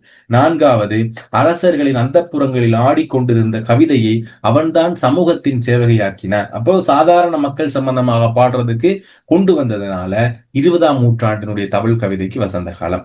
புலவர்களினுடைய யாப்புப்பட்டுக்குள் கிடப்பட்டு கிடந்த கவிதை அவன்தான் மக்களின் பொது உடைமையாக்கிறான். இது 4வது கருத்து. இப்படி இந்த முதலாவது கருத்தை மட்டுமே விளக்கப்படுத்தக்கூடிய துணை கருத்துக்களாகத்தான் ஒரு பந்தி என்று சொல்றது அமையப்பட வேண்டும். இது ஒரு உதாரணம். இன்னும் ஒரு உதாரணத்தை நான் இங்க காட்டுறேன் பாருங்க. வானியல் ஆராய்ச்சிகள் விஞ்ஞான சாதனைகளை வெளிக்காட்டும் நிகழ்ச்சிகளாக இன்று விளங்குகின்றன அப்படின்ட்டுதான் முதலாவது கருத்து கொடுத்திருக்கும். இதுக்கு துணை கருத்துக்கள் சொல்றோம். வானியல் இன்னைக்கு வளிமண்டல ஆராய்ச்சிகள் எல்லாம் விஞ்ஞான சாதனைகள் வெளிக்காற்ற உண்டுதான் அப்படிங்கிறத சொல்றதுக்கு முதலாவது கருத்து, சந்திர மண்டலத்தினை கண்டு தெரிந்த விஞ்ஞானிகள் செவ்வாயில் காலடி பதித்து துதித்துக் கொண்டிருக்கிறார்கள். அதனால இன்னைக்கு என்ன நடந்திருக்கிறது, விண்வெளி ஆராய்ச்சி துறையில ஒரு சிறந்த முறை நிகழ்கிறது அப்படின்னு சொல்றோம். இரண்டாவது, சூரியனிலிருந்து துண்டுகள் ஏதாவது வெடித்து விழுந்தால் அத்துண்டுகள் பூமியை தாங்கிக் கொண்டிருப்பதற்காக பூமியை புரட்டி நகர்த்தும் அளவுக்கு விஞ்ஞான ஆய்வுகள் வளர்ந்து விட்டதின் அன்று. அப்போ இன்னைக்கு சூரியன்ல இருந்து ஒரு துகள் பூமியை தாக்க போகுதுன்னா கூட அந்த துகளை அடிச்சு நொறுக்கக்கூடிய அளவுக்கு எங்க கிட்ட டெக்னாலஜி வச்சிருக்கிறோம். அவ்வளவுக்கு இன்னைக்கு வானியல் ஆராய்ச்சிகள் எல்லாம் இன்னைக்கு நடந்து கொண்டிருக்கிறது அப்படின்னு சொல்றோம். ஆக இந்த வானியல் ஆராய்ச்சிகள் சம்பந்தமாக மட்டும்தான் இந்த விடயத்துல சொல்லப்பட்டிருக்குது. இன்னும் ஒரு விடயத்தை கொண்டு போய் நாங்க என்ன செய்யக்கூடாது, ஒரு பந்தியில நுழைக்க கூடாது. இந்த விடயம் கிளியரா பிள்ளைகள்? பந்தி என்ற இந்த விடயம் கிளியரா? இது சரியா விளங்கி கொள்ளுங்க. அப்பதான் எங்களுக்கு நாளைக்கு பகுதி கட்டுரை நாங்க நாளைக்கு படிக்க போறோம். நாளைக்கு இல்ல, நாளையில இருந்து கட்டுரையும் ஸ்டார்ட் ஆகுது. அது விளங்கி கொள்ள முடியும். நாளைக்கு மறுக்க விளங்கப்படுத்துவன். இந்த பந்தி என்றதை விளங்கி கொள்ளணும். ஒரு பந்தியில ஒரு விடயம் தான் இருக்கணும் அப்படிங்கிறத விளங்கி கொள்ளணும்.